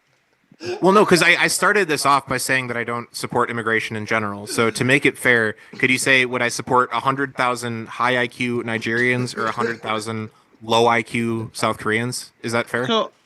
So wait. So you wouldn't support immigration even if it's majorly beneficial to your country? Well, obviously, I would support anything that's beneficial to my country. My point is that immigration, at least on the scale that we're doing it, obviously, like little, incredibly small, like technical bits of immigration. Like if we need like cardiologists or something, and like there's a bunch of cardiologists in like Nigeria, them over. The thing is that that's not what's happening with immigration in America now. We're just letting anyone and their dog who wants to come in. Not anymore now, but you know what I'm saying. Like that was the trend. Just to be fair, Thomas, I have to ask you, what would be a more sane immigration strategy to stop the illegal immigration? Breaking into an elementary school to round up a few parents here and there, spending billions of dollars flying ICE all over the country, or telling these large corporations that own these farmlands, own these slaughterhouses, own these fast food restaurants, you hire any illegal immigrants, we're going to fine you $1 million a day. What would actually make more sense to do? Probably the latter. Probably what you just said. Okay, but I'm confused why you supported your guy Trump, who basically said mass deportations. We're gonna have ICE kick their ass out and do all this fuckery all across the country. I mean, we should do both of those. We should have ICE rounding people up. We should also make it more illegal for employers to hire people who aren't eligible to work. Like I don't support Trump on every single thing. What I'm saying is, like, I generally would support Trump over what the alternative would be, which I guess would be Kamala Harris in this situation, but because Kamala Harris wouldn't be finding, like, she wouldn't be doing the thing you're saying about employers. Like, she just wouldn't be tackling the issue in the first place. Well, I know that right? I know that she was at least going to try to bring grocery prices down, because a lot of you guys were complaining about the price of eggs. The price of eggs were too damn high. They've still been going up. And she was going to tackle the real issue, which is greedflation. These major corporations are basically hogging out the prices together. They're working as a cartel. Walmart is working with Kmart and Target to basically say, yeah, we could charge them whatever we want, because we have excuses. COVID shortages. Logistics. Inflation, rising prices. Yeah, and I again, you can probably tell from talking to me, I'm not a capitalist. I'm not an economic conservative. So if the economy was the only if the economy was the only thing that mattered and that was the only thing that politicians could change, I'm not necessarily sure if I'd vote for Kamala Harris, but I would be a Democrat voter if the economy was the only thing that we're talking about. It's nice to know you're reasonable, Tom Riss. You'd be a liberal. great. We're halfway there. I grew up in a liberal. I know all these. I mean, I know the liberal side very well because I grew up in an incredibly liberal environment. So I mean, it's not all just like some big fucking like conspiracy led by George Soros or something. Like there's plenty of legitimate reasons why people become leftists and become liberals, and I'm not one of these people who thinks that it's just all some big fucking conspiracy to like kill white people or something. It's not. I'm a little more nuanced than that. So yeah. Tom. What's up? Let's say we have an experiment, right? Like a thought. Let's say we have. You said Qatar, like the Middle Eastern country? No. Let's like an experiment. Imagine like a thought experiment. Okay. So let's say we have 10 black kids or something, right? Okay. And then we have 10 white kids, right? Those 10 white kids are raised in I don't know, in Kenya, in a place very poor in Kenya, right? Sure. And those 3 black kids are raised in let's say Germany, in Berlin. You know, like they're adopted by a rich family, right? Yeah. Who do you think would score higher on IQ when they're adults? I honestly have no idea. Akdi, you about to say something? I was just gonna say, for me, the math is not mathing, because I feel like on one side you have immigrants who are paying taxes and who are working for the country and making money for the country, and then on the other side, Trump spending a lot of money for ICE to go on these raids. And I think we both agreed that you also agree America should have like free healthcare, free education, and all of those things. So I'm not sure, it's not really making sense spending money on kicking out people who actually make money for the country. It's like So and again, making sense. I get what I'm about to say because I've read all of Capital. I've read the Communist Manifesto. I'm pretty well read on Marx and Engels. So I'm getting this directly from Marx, that at the end of the day, the economy should serve the people, right? The people should not serve the economy. Do you guys agree with that? Indeed, comrade. Yeah. So, so if something is good for the economy, such as, I mean, I wouldn't even say that Mexican people working below minimum wage in like strawberry fields. I don't have the literacy to say why that, but even if that is good for the economy, right? Even if, native people who are not native people, people who were born in America, even if they do benefit from that, if there's a social reason why we shouldn't have people living here who do not speak English, who aren't here legally, who aren't part of our culture, if there's a reason for doing that, that is more important than the economic benefit of having them here, right? But Tom Riss, if you read the Communist Manifesto, how does the text end? What is the last sentence? Do you really expect me to remember what the last sentence of it is? It's very simple. It's the most famous, one of our most famous phrases. Is it "Workers of the World Unite"? Is that it? Workers of the World Unite. There's nothing in there about language. There's nothing in there about race, about ethnicity, about culture, nationality. It's workers of the world unite.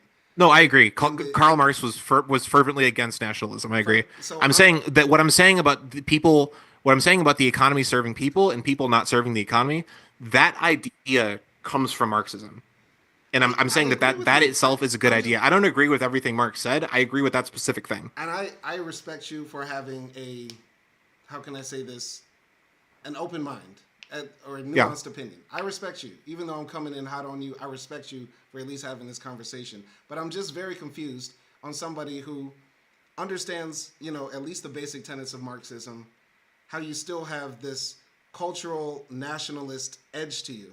It's this very weird combination of like race science and Western chauvinism mixed with this idea of a, market or socialist economy that serves its people. I'm very confused how you got to this point where you have these sort of mixed ideologies in your head that are very contradictory, because I can't understand anybody, who would have these sort of views also having these views towards people. And I think Marxism would tell us that our perceptions of other people come from our alienation from our labor, which makes us then look at the black, the Mexican, the immigrant, the foreigner as somehow our enemy and competing in the labor market. Yeah, I would just say that people having, and again, this is something, if Marx is still alive, I'm sure he'd disagree with me about, but people having a preference for their own in-group comes before anything you just said. Like that's something that you have from birth, essentially, is you like people who speak like you, right? Who act like you, who have the same values as you, and yeah, who look like you too. Like all of that is part of your in-group, and that's incredibly important to take into account when you're considering a society. Is Because people, that's- and this is why you see social trust go down in direct proportion to how quote unquote diverse a place is. Because if people don't trust each other, if people don't have the same values as each other, it's incredibly hard for them to do anything as a collective. Okay. And this is, again, why China is so devastatingly effective at what it's doing. Because by and large, Chinese people, I'm not saying that they're all exactly the same, but by and large, Chinese people agree with each other much more than Americans agree with each other, right?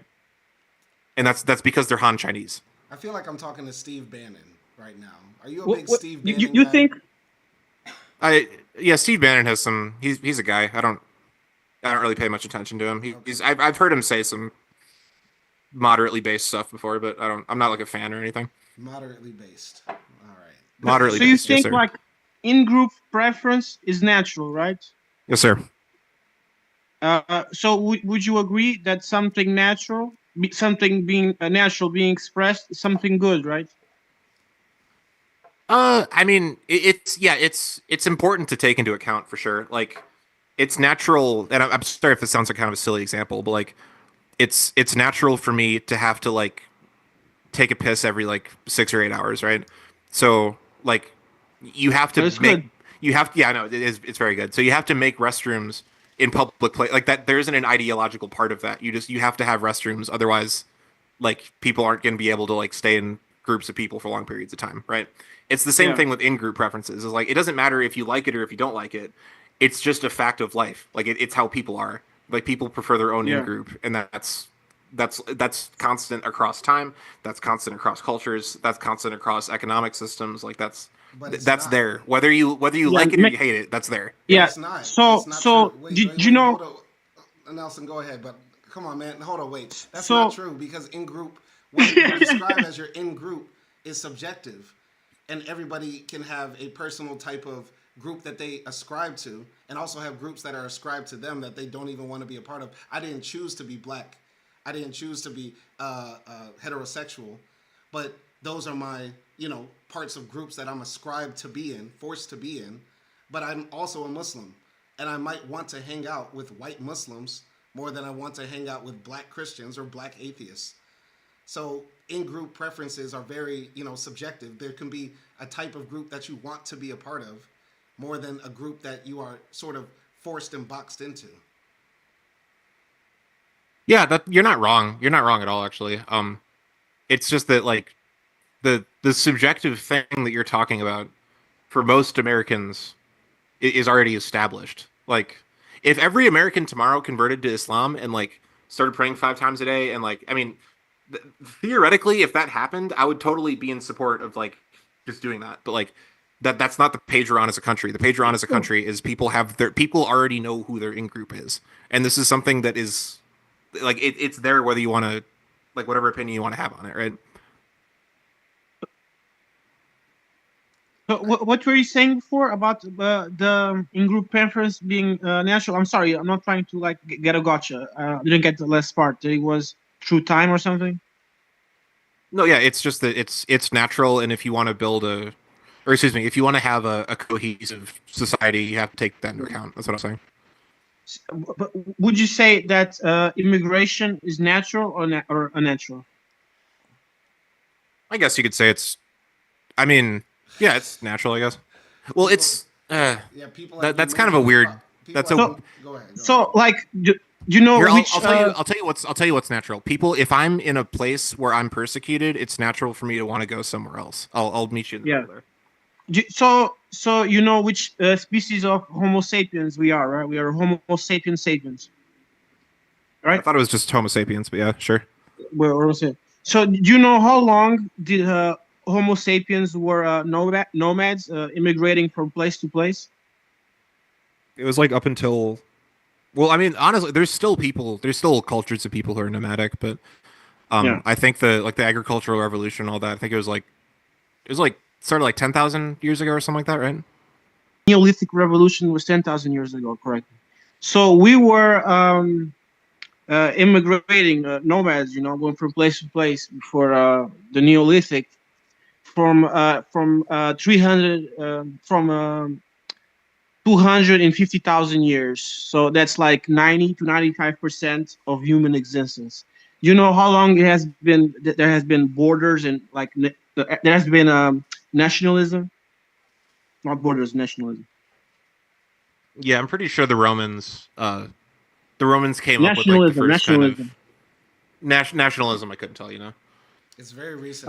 That's I think that was something like 300 or 400 years. So would you say that like immigration and people moving more place to place is even more natural than maybe even certainly more natural than nations, but even more natural than maybe certain in-group preferences and so forth? Or as Hold on, natural? I just want to. So the whole point of nationalism is exactly what I just said, right? It's that you're recognizing the in-group preference and you're making you're making an axiom out of it, essentially. People have been doing that for way longer than like quote unquote nationalism has been around. It's just they did it with their tribe or with their clan or with their like extended family or whatever unit that was. The reason that nationalism is so recent is because it's essentially just because of technology, because more people were born, more people traveled, people discovered different cultures and realized, oh, like we have a shared identity that these people don't. Before people like ventured outside of their own group, there was no reason for nationalism because everyone was just already like, you know what I'm saying? Like there wasn't. And that's a good thing, right? Because it's natural. I mean, yeah, the in-group preference. No, it's not a good or a bad thing. It's there. It's a thing that exists. Like I don't have an opinion on whether or not gravity is good. It's just if I drop a pencil, You were it's gonna hit saying the no. fucking ground. Like, I wouldn't say that because you were saying that like for a nation to prosper and to be cohesive, you need to be homogeneous, right? And not being homogeneous is unnatural. yeah. So, but wouldn't you say that immigration is also like natural and separating people is unnatural? Yeah, but it's also, I mean, yeah, no. So it's natural for, yeah, like I said. So the U.S. has a better economy than anywhere in Latin America, right? So it's natural for people in economically disadvantaged positions in Latin America to want to move to America. That's 100% natural. I agree with you. However, it's also natural for Americans to have their own culture and realize that there's people coming in who are not part of our culture and don't want to live in the same communities as them. It's completely natural for them to assert that too. Like two things can be true at the same time. Well, it might be natural for Americans to prefer associate with themselves with Americans, right? But the entire concept of America itself is not natural, or am I wrong? Absolutely, yeah. What do you mean by that? Like the idea of an American is not like it's not it's an idea, it's a concept, it's a social construction. It's not something that's very inherent to human psychology, like in group preference or migration or something. No, that's where I disagree. And yeah, so no, this is, I think the reason why a lot of this stuff is, so to have countries, it's in our DNA. You just say.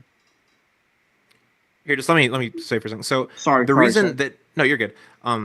The reason that the reason that early in this country's history we didn't make as much of a point of delineating what is American, what isn't American, is because our country was much more homogenous then. So just like, for example, in the 1400s, right, you didn't have nationalism in Europe because there wasn't a need for it. There wasn't like another group of people to make a difference, right? That's why nationalism arose when it did. Thomas, I have to ask you, yeah. if you went back 700 years and you could talk to whoever you met in Europe, like 700 years ago, let's say you landed somewhere in France, and you said, "Hello, fellow white man," do you think he would know what the fuck you're talking about? No, of course not. He wouldn't know. So you agree that whiteness was somehow created along the way to where we are now in human history, right? Well, it was created in the way I just said, right? That, for example, right, a French person who's never left France, who's never heard of anywhere other than France, they wouldn't have a word for "I'm French," or maybe they would, but like they wouldn't understand it as an identity because there's nothing else to compare it to. When a French person goes to Germany, goes to the Netherlands, goes to Denmark, goes to England, they realize that there's different groups of people, and they realize that there's certain traits that French people have that other people don't, and they say, okay, so we're French, the other people are, you know, British or Danish or whatever. The same thing happened, and again, this is where the word white comes from. The same thing happened with Europeans when they went elsewhere, right? That they understood that there's something common about Europeans that isn't necessarily found among other people groups, and that's, I guess, yeah, that's what you would call white, right? And then in other places, they weren't white. Yeah, it's the same phenomenon. But even amongst Europeans, they didn't all identify each other or label each other as white. Even the first early race scientists, the people that were, you know, capturing Africans and measuring their dicks and measuring their skulls and shit like that, they were still saying, yeah, these Negroes are not like us, but neither are the Slavs, neither are the Walloons, neither are the Italians. They're not white like us. White was a very, you know, small group of people.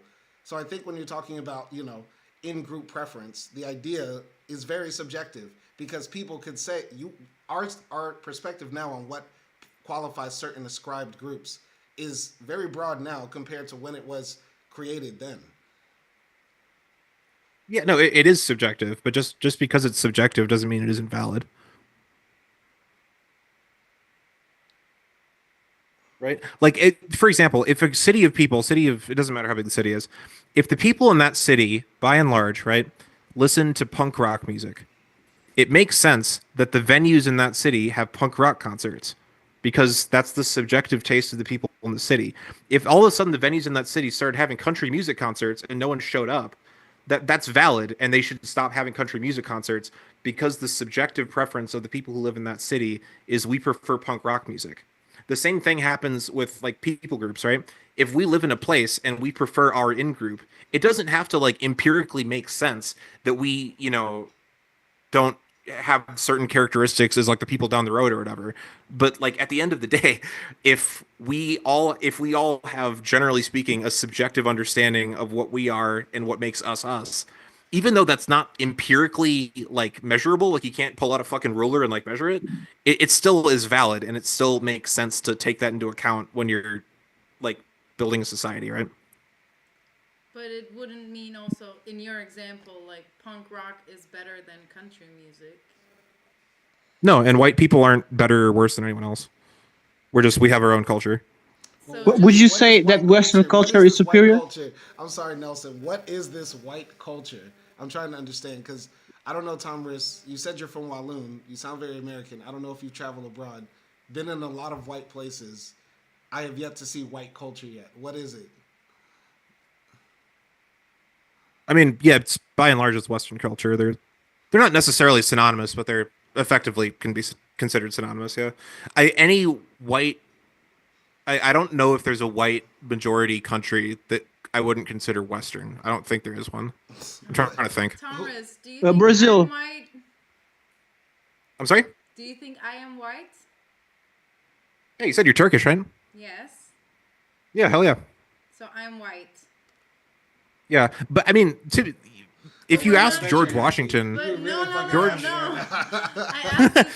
I don't think George Washington would have considered you white, but yeah, I mean the understandings change over time. So yeah, I only asked the I would draw the line at Turkey. I would say I don't think Russians are white personally. I don't think Russians are white, but I think Turks are white. Yeah, that's what I'm saying because like Turkey is not in the EU or Turkey is usually not considered Muslim country. Modern, not Oh, wait. Western. Most Turks are not like her. They're very brown. The Caucasians from the Caucasus, they aren't white. Also, The Georgians, the Russians, they're not white though. Like this is where it makes no Russians sense. look more white than I do. Tchaikovsky. Well, no, this is what I'm saying. Wait. Tchaikovsky, Dostoevsky. This is not Western culture though. That's not Western culture. No, but Ottoman Empire is. The Ottoman Empire is. That's crazy. The point I was trying to make is like it really doesn't make sense because if you ask most of the world, is Turkey Western? They would say no. Hey, if Tolstoy is not white culture, can black people take it? Can we take Tolstoy? Yeah, you can take Tolstoy, bro. I got you.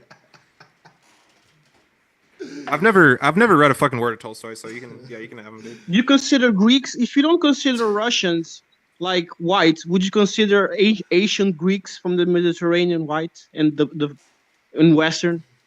What do you mean Asian? Like Cypriots? What do you mean? Like people from like Athens and so forth, from ancient Greece. Oh, ancient. I thought you said Asian. No, ancient. Sorry. They're definitely Western. I mean, whether or not they're white, I'm not sure. But no, I mean, yeah, Socrates and Plato and Aristotle essentially founded Western civilization. So, yeah. So I mean, so isn't Russia a Western? I mean, this is a bit more different.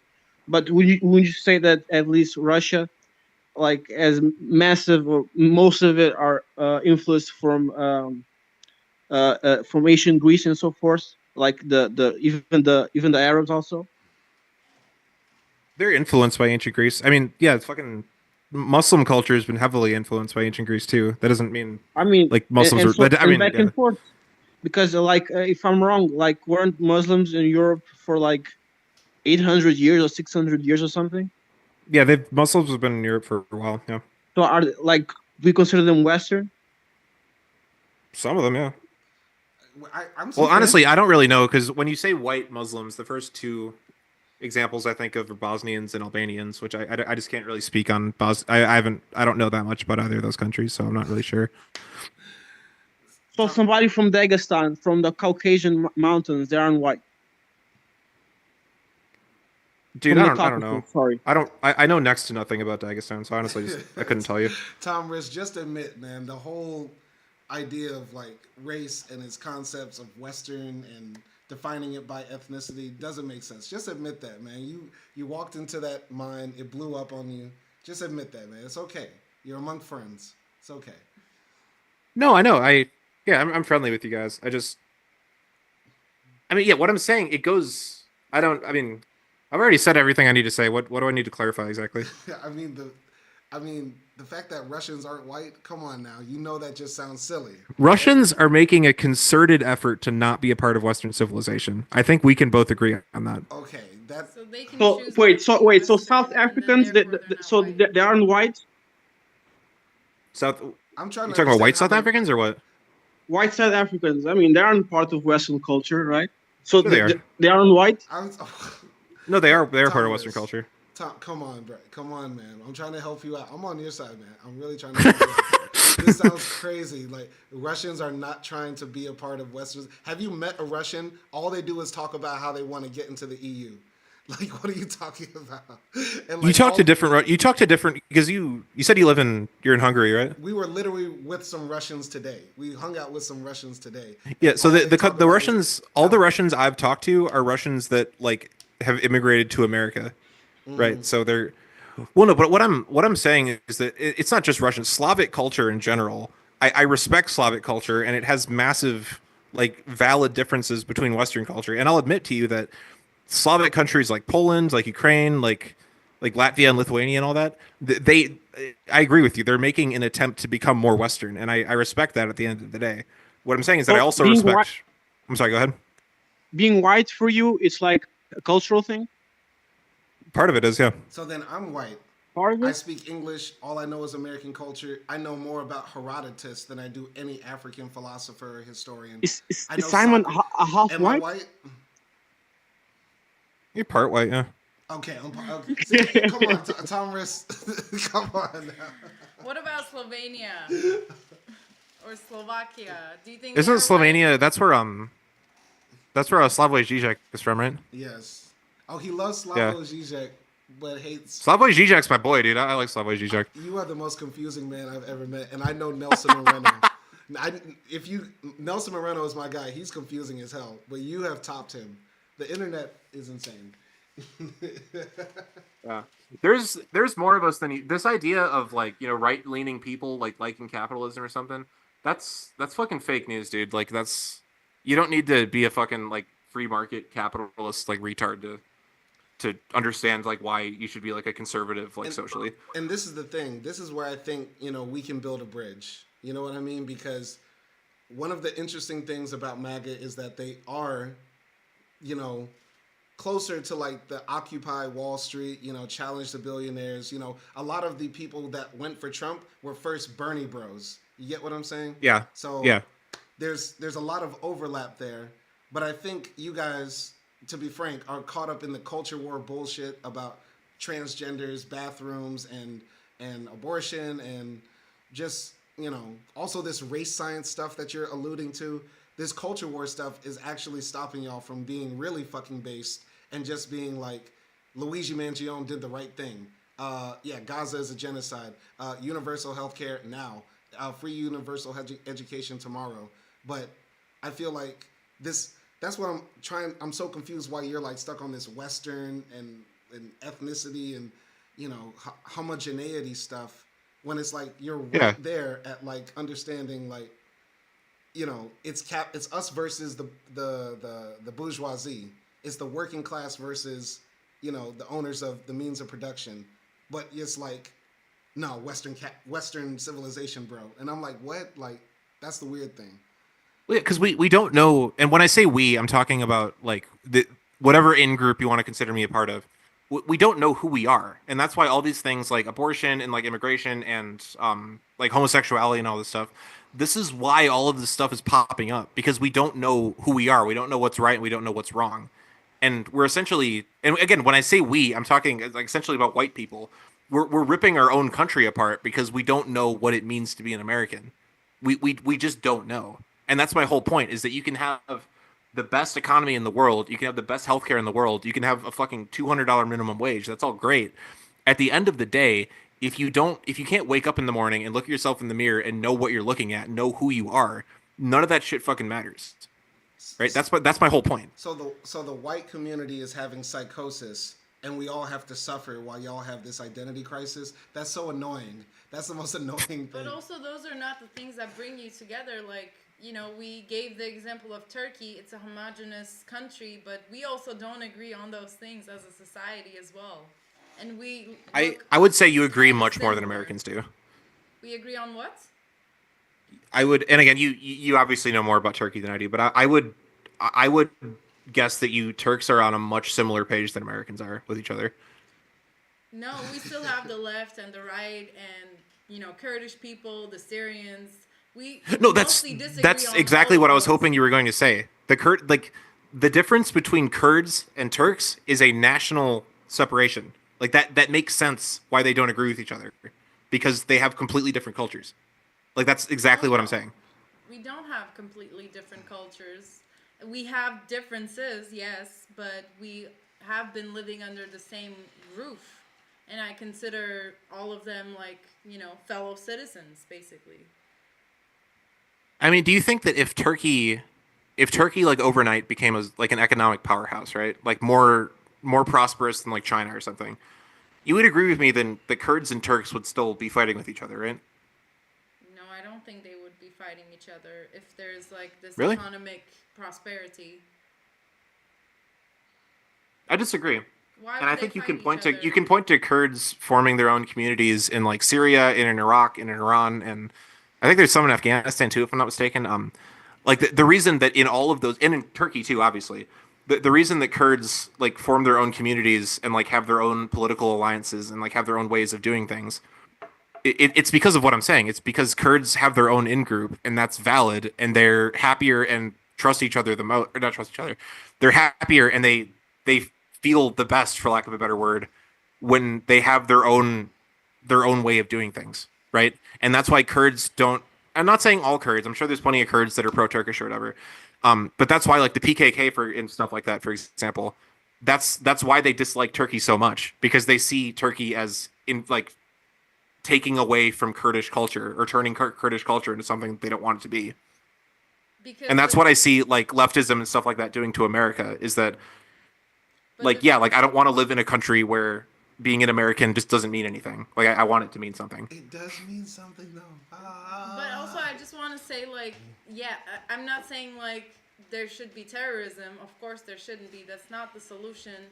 But I understand why they dislike Turkey, because Turkey has suppressed their groups for many, many, many years. So I understand why they would be offensive about that. And yes, the solution is not terrorism, but it makes sense that they are angry and that they're mad. And, you know, I think Turkey should be more, like, I don't know, should have more open arms and more supportive of Kurds because, like I said, we've been living in the same country for many, many years. We speak the same languages. Yeah. We believe Yeah, and in the same God, you know? If those are the things that you consider, like, collective things for ethnicity, then, yeah, like, most of the immigrants are Christians. Most of the immigrants that come to the U.S. know English. Most of the immigrants that come to the U.S. want to support U.S. and want to, you know, develop U.S. They see it like a dream country. They want to, like, make it better. They don't want to, you know, do anything bad to your country, basically. Yeah. I mean, I don't disagree with you by and large. I'm glad that you brought up the Kurdish thing because I think, I mean, the difference between, or like the cultural or whatever word you want to use for it, the difference between the populations of people coming from Latin America, for example, and like, you know, predominantly white Americans, the differences between them are much greater than, and again, I might be wrong about this, but as I understand it, the differences between them are much greater than the differences between Turks and Kurds.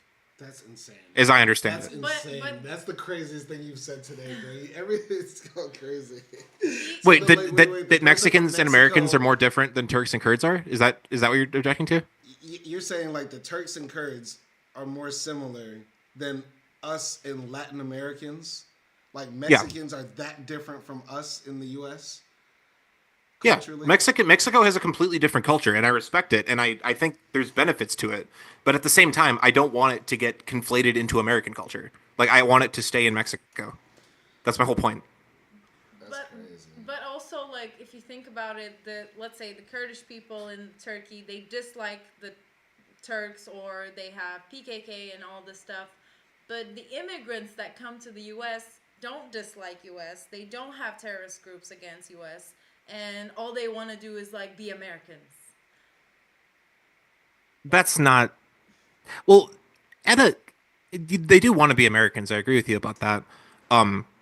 At a societal, when I say societal level, I'm talking about like in communities of people.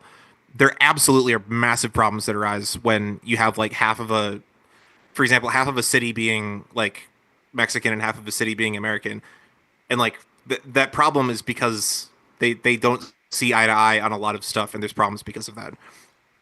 And like, I mean, there's a million examples of this happening, but like like the problem.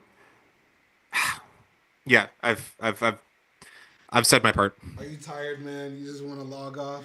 You seem tired. I'm not tired. I just I don't know. I worked 8 hours today. Yeah. What's up? So you agree, right? I think I understand what you're saying. You think that like more samey, more not equal, more similar, a more similar culture, a more homogenized culture produces a more stable society, right? A more stable civilization. Yeah, by and large. So do you believe that each culture is a distinct culture? What do you mean by like that? Each culture is different, right? I mean, yeah, that's what makes them different cultures. Yeah. Yeah. A culture in itself is a product of influence of many other different cultures. Wouldn't you agree or not? Yeah, sure. Yeah, like we use the numbers that we have because of like it's the Arabic numbers, the numbering system, right? Like we got that from, I'm not sure if it was Muslims, but we got it from like people who aren't white, right? Yeah, I agree with you. Yeah, for example, a part of does every country in the world have the same numbers, right? Everybody uses numbers, right? Yeah, I'm pretty sure every country uses the same number Am I system. wrong? Well, India, when it gets to bigger think numbers, so. Indians have a different way of doing it. It's called like Lodk or something like that. It's I don't know how it works, but yeah, by and large, most countries use Arabic So numbers. we would say like numbers, like which is a form of language, is something very fundamental to a culture, right? You're saying numbers are? I'm confused what you're trying to say. Am I lagging or something? No, I mean numbers are. It's similar to language, but Hello? it's also yeah. Hello, can you hear me? Sorry, I'm lagging a little bit. I'm sorry. No, you're good. I mean, math is kind of a bad example because math, like by definition, is objective, right? That it doesn't matter if you're in the Congo or you're in Belgium or you're in fucking China. Like 2 + 2 = 4, right? Hello? Yeah, we heard you. 2 + 2 = 4. Math is. No, I was responding to Nelson. I think he's lagging. Yeah, 2 + 2 = 4. So, but I'm sorry, I'm lagging again. But would you say that that the greatest cultures that have like seen in the world, aren't they like an amalgamation, like very influenced by very many different cultures, like European culture, Roman culture, American culture? Aren't they like basically cultural melting pots? I'm not interested in which cultures are better than others. That's not my point. My point is that I am part of a specific culture. I value that culture and I want it to do well. That's my point. I'm not interested.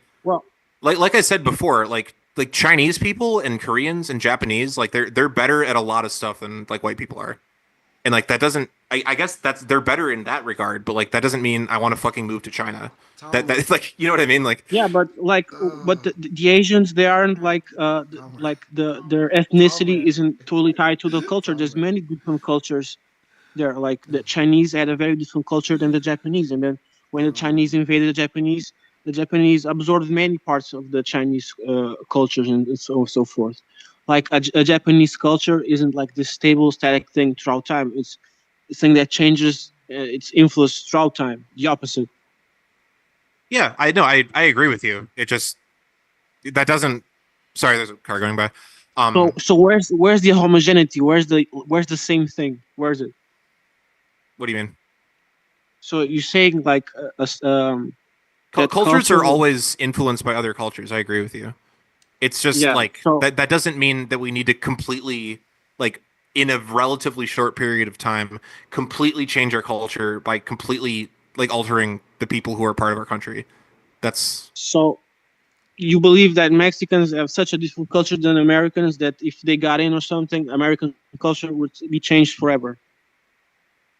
Yeah, I mean, that already happens. Like, for example, the city I grew up in has a little Mexico in it, right? Where the billboards are in Spanish, like half the restaurants you go in, the server doesn't speak English. And like, I don't have a problem with them doing that because that's their culture, that's their language, that's what they do, right? Right. In my hometown is 100% a result of Mexican people moving to my hometown. Like that's simple. And like I don't hate them or something. That's not the point. The point is that like I don't want that to happen to the entire fucking country. Like that's my whole point. Well, like most most places where immigrants go, right?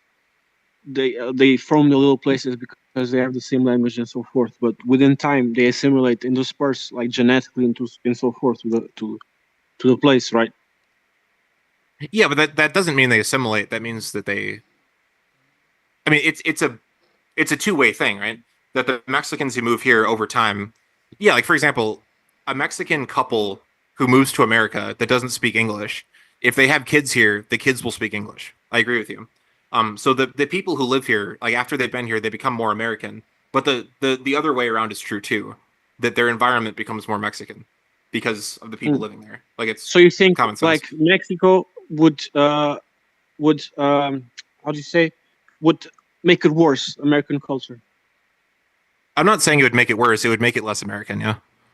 But our thing has always changed. Okay. They said the same thing about the Irish, the Germans, the Spanish, the French. Every time a group of immigrants came, because remember, not everybody was considered just white. White wasn't just this big open door. They said, "Oh, the Irish are going to come and change our culture." It was really a big thing. They panicked about that. No, I agree with you. Yeah. And I'm more Irish than I am anything else. So yeah, when I think it was like my great grandparents or something, when they came here, I'm pretty sure they weren't white when they came here. Like I agree with you. And And yeah, at the end of the day, if we let in like when that was happening, right? If America had a population of say 100 million, right? And we just all of a sudden, like in one fell swoop, let in 50 million Irish people, the country would have become incredibly Irish incredibly quickly. And if I were like an English person, like an ethnically English person, right, living in America before that happened, I absolutely would not have been in favor of that, because like this is our culture. So like, yeah, look, what you're saying, like I agree with it, and that's why like if we have immigration, it should be limited and there should be like a rationale behind it. It shouldn't just be everyone and their dog who wants to come in here. Like, let's have it. Yeah, I'm still waiting for the white culture part, because I think I asked this earlier. I didn't get an answer. I'm still struggling to think about what is even white about our culture in America. You pointed to the government, which I never knew government was like a culture thing, but I guess. But, you know, what is... Yeah, I'm still so confused. It's how it's every. I mean, culture is everything about. It's how you act. It's how you dress. It's how you like. It's what you eat. Like it's everything. So the way Taco like. Bell and Chipotle. Hey, I had Chipotle for dinner last night, man. I'm not judging you. I grew up on Pizza Hut and Chef Boyardee. Yeah, and it's. Sorry, I lost my train of thought. Like if you high, are you high? No, I'm not high as fuck right now. Valid. But Tom, yeah, but I mean, it's like for like the reason that America has and again, it's becoming less European by the day. I agree with you, but like the reason that America for so long has had a European culture is because the people, by and large, who lived here were from European families, from European, like originally from Europe, and like they brought that with them. We have to stop this idea that there's anything European about America. As an American living in Europe, it's night and day. I had reverse culture shock when I traveled from Budapest, Hungary earlier this year and landed in Dallas, Texas. Like, our culture is totally different. Like, saying American culture is Western is weird. The world is American culture. We need to shift this frame of mind from having Europe as the center of the world, where it's really us as Americans as the center of the world. And this is where, Thomas, I feel like both you and I should have a bridge and have something to be proud of. The world isn't Westernized, it's Americanized. Blue jeans, McDonald's, rock and roll, rap music. I agree with you. You get what I'm saying? Like, we've defined the world's culture, we've defined the world's rules, for better or worse, right? Like, most people really hate us. You get what I'm saying? And I really feel like what you were talking about earlier, this identity crisis with the whites, like, I feel like it's so unnecessary. We're creating our own problem when we have like everything on our plates right now.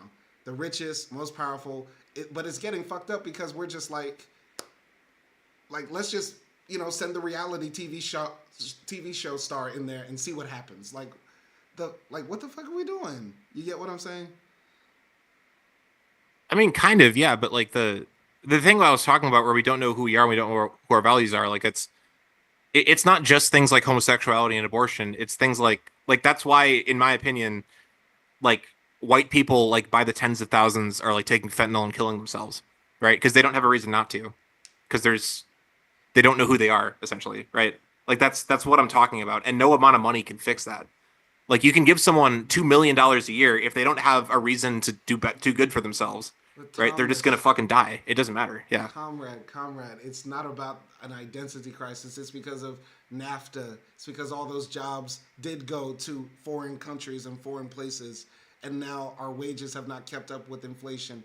It all comes back to capital. And we have to let go of this, you know, idea of like, you know, our identity, our culture and stuff. It all comes back to the money. People are taking drugs and overdosing because they don't have jobs. They don't have opportunities. Well, no, that's not true. There's plenty of rich people who abuse drugs and like die from overdoses. There's loads of rich people who do that. Yeah. It's not because of Mexicans. Well, yeah, but it's not just because of the economy. It's not just because of the economy either. Because you're saying that the reason that we have all these social ills is because of the socioeconomic, that people don't have enough resources, and because they don't have enough resources, their lives aren't as good. And what I'm saying is that we have people who have healthcare, who have jobs, who have wealthy families, who take fentanyl and kill themselves because they don't know who they are. Like that problem is more important than any of the economics that follow it. You know, whether I firmly believe that. Whether you believe it or not, I'm sympathetic to the whites. I'm sympathetic to the whites. And Based. Huh? Bro. I am sympathetic to the whites for this fact alone. You get what I'm saying? Like, Yeah. as a leftist, I am obligated to care about all people. And the issue that is going on specifically with young white men is crazy. Y'all are running in schools, shooting up everybody. Y'all are, you know, molesting little kids. All sorts of weird shit. Y'all are doing a bunch of weird shit. And I care. I care. But I'm telling you, I think a lot of the issues come down to the socioeconomic pressures in our society. It's not about this cultural stuff. Our society is becoming less homogenized. It's because, you know, you allow the right wing to use culture war to get you to vote for them so that they can continue to give tax cuts to the billionaires, take away the welfare programs, send the jobs overseas, sign more fucked up trade deals, and all this sort of stuff. You get what I'm saying? No, I get what you're saying, and you're not wrong. And I think the era of this like bullshit capitalism, like the free market's always right thing, that's heading out the door. And I think we can both agree that that's a good thing.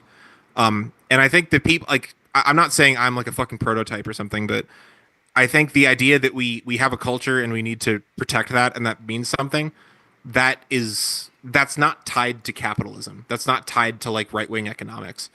That's, in my opinion, it's a completely different issue. And I think,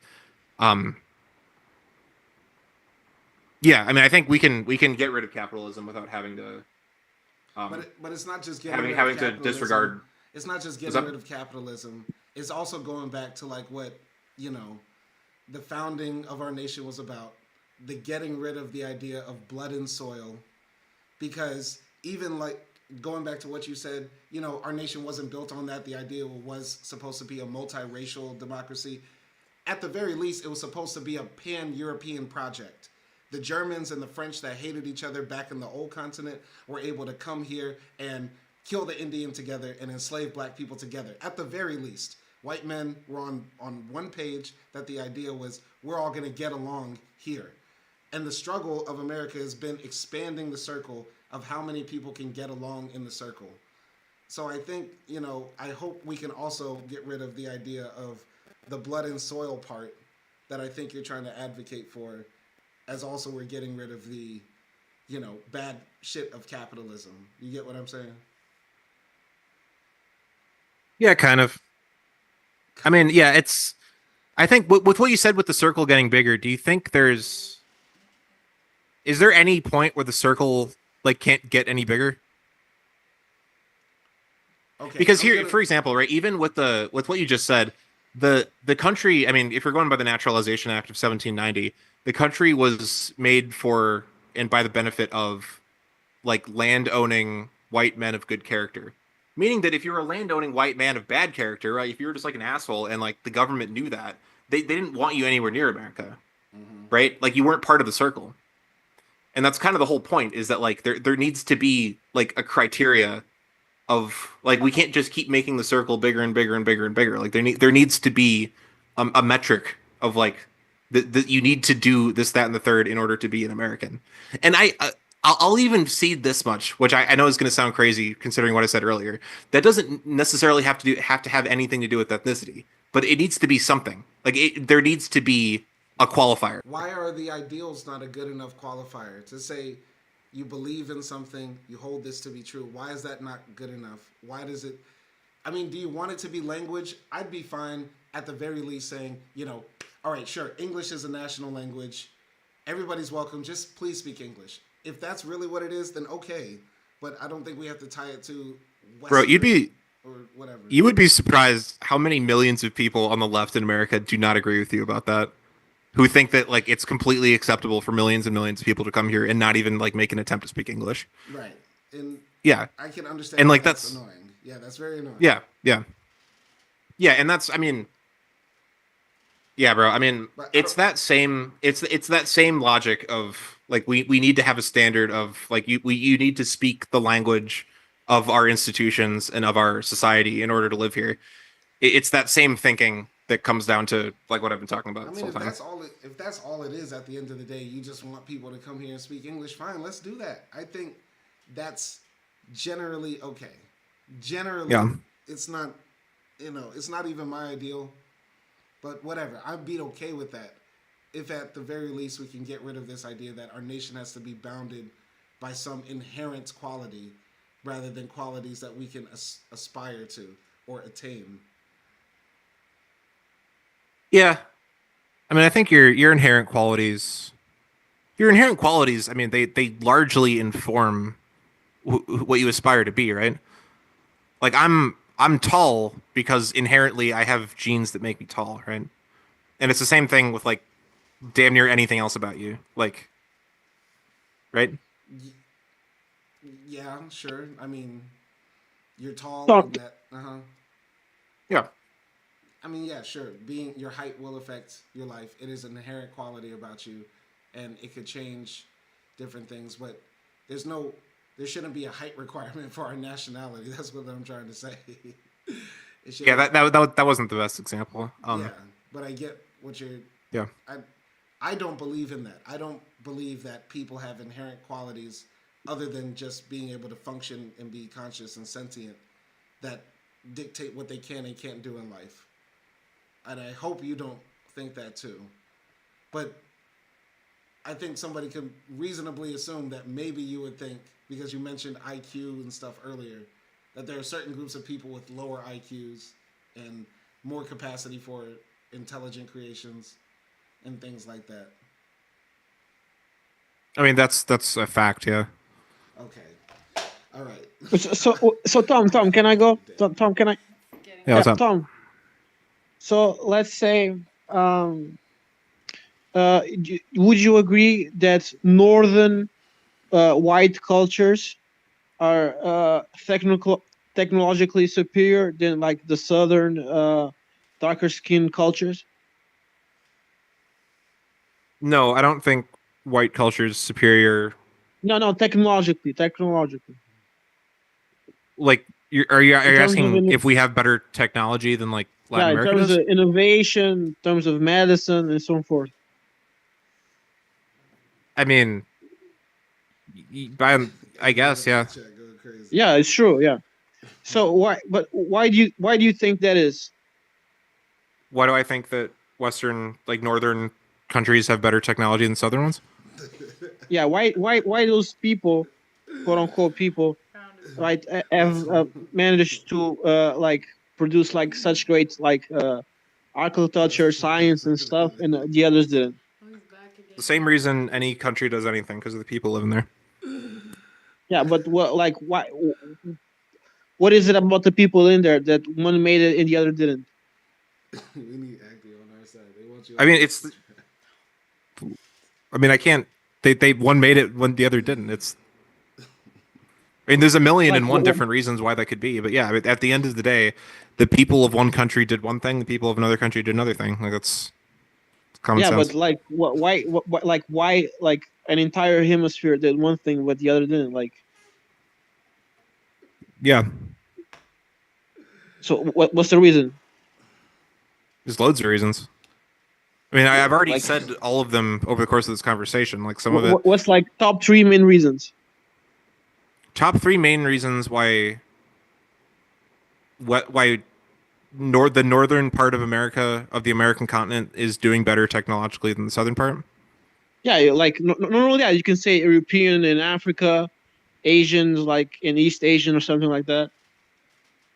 It's because that's the societies the people who live there built. Like the technological output of a country is the technological output of the people who live there. That's all that is. Like what is the characteristic of the person that like made it do it? Like there must be a cause, and it wasn't out of nothing. I mean, yeah, if a country of people is able to produce better technology than the rest of the world, it is reasonable to say that they're probably better at like math or something. I don't know. Like they're better at that kind of thing. Do you think they're more intelligent? When it comes to technology, yeah. If one country is better at producing technology than another one, assuming they don't have some massive like foreign, like obviously Israel or something would be a bad example because Israel just gets everything from us. But like, yeah, if a country like by itself produces better technology than another country, it is reasonable to say that country the people who live in that country are better at doing technology than the people in the other country. Yeah. They're more intelligent, at least in that regard, right? They're better at doing technology. Yeah. Yeah. Whatever like, word you want to use for that, like intelligence or like. But what is about the people though? Because like in theory, they're the same people. No, they're not. I feel like we're talking in circles. Like, they're not the same people. Like one is from one country, one's from another country. Which, like, yeah, there's. Let's say we have twins, right? We have twins. We have Okay. 2 rooms. Nelson, you but want one twins twin. with No. We have twins, right? And it's an thought experiment. Not like we birthed twins. Like there is 2 twins, right? Sure. Yeah. There's a twin in 2 rooms. We leave them there to their own devices, right? You come back. Like, why does one twin, like, have such made like inside the room is so sophisticated, and the other twin, the room is like empty? There must be like an inherent difference inside the twins, right? They aren't exactly the same there. Because if they were the same, they would produce the same thing. If they're identical twins and you leave them alone in separate rooms and one twin does something else than another twin, assuming they were raised the same way and assuming like they're completely identical, the reasonable thing to say would be that like there's some environmental thing going on. Yeah. Okay. If they're completely identical, yeah. Okay, let's say there's a white kid and a black kid, right? Now they're left in the room. Like you leave them there for amount of years, right? The white kid has made all of this, like all of this cool stuff, and the made nothing, right? Why is that? It'd be because of differences. Intuitively, assuming that they're not identical, right? Which you could say the same thing for 2 random white kids, right? If one white kid like built all this stuff and the other white kid just like sat on his ass and did nothing, then yeah, the white kid that built all the stuff, it's reasonable to say that they were better at building stuff than the other kid. So yeah, if there's a white kid and a black kid, the white kid like builds all this stuff and then the black kid doesn't do anything, then yeah, it's reasonable to say that the white kid is better at building shit than the black kid. Same thing if the black kid built all this stuff and the white kid sat on his ass, then it's reasonable to say that the black kid is better at building shit than the white kid. No, let's apply that to a continent of people, right? To entire ethnicities of people, right? Well, so why does this ethnicity, this whole continent of people produce something and the other didn't right now? Because one, again, it could be because of an environmental thing. Like there's plenty of like for South Korea and North Korea is like a perfect example. Like South Korea and North Korea, the people are essentially the same as far as I can tell, but like they have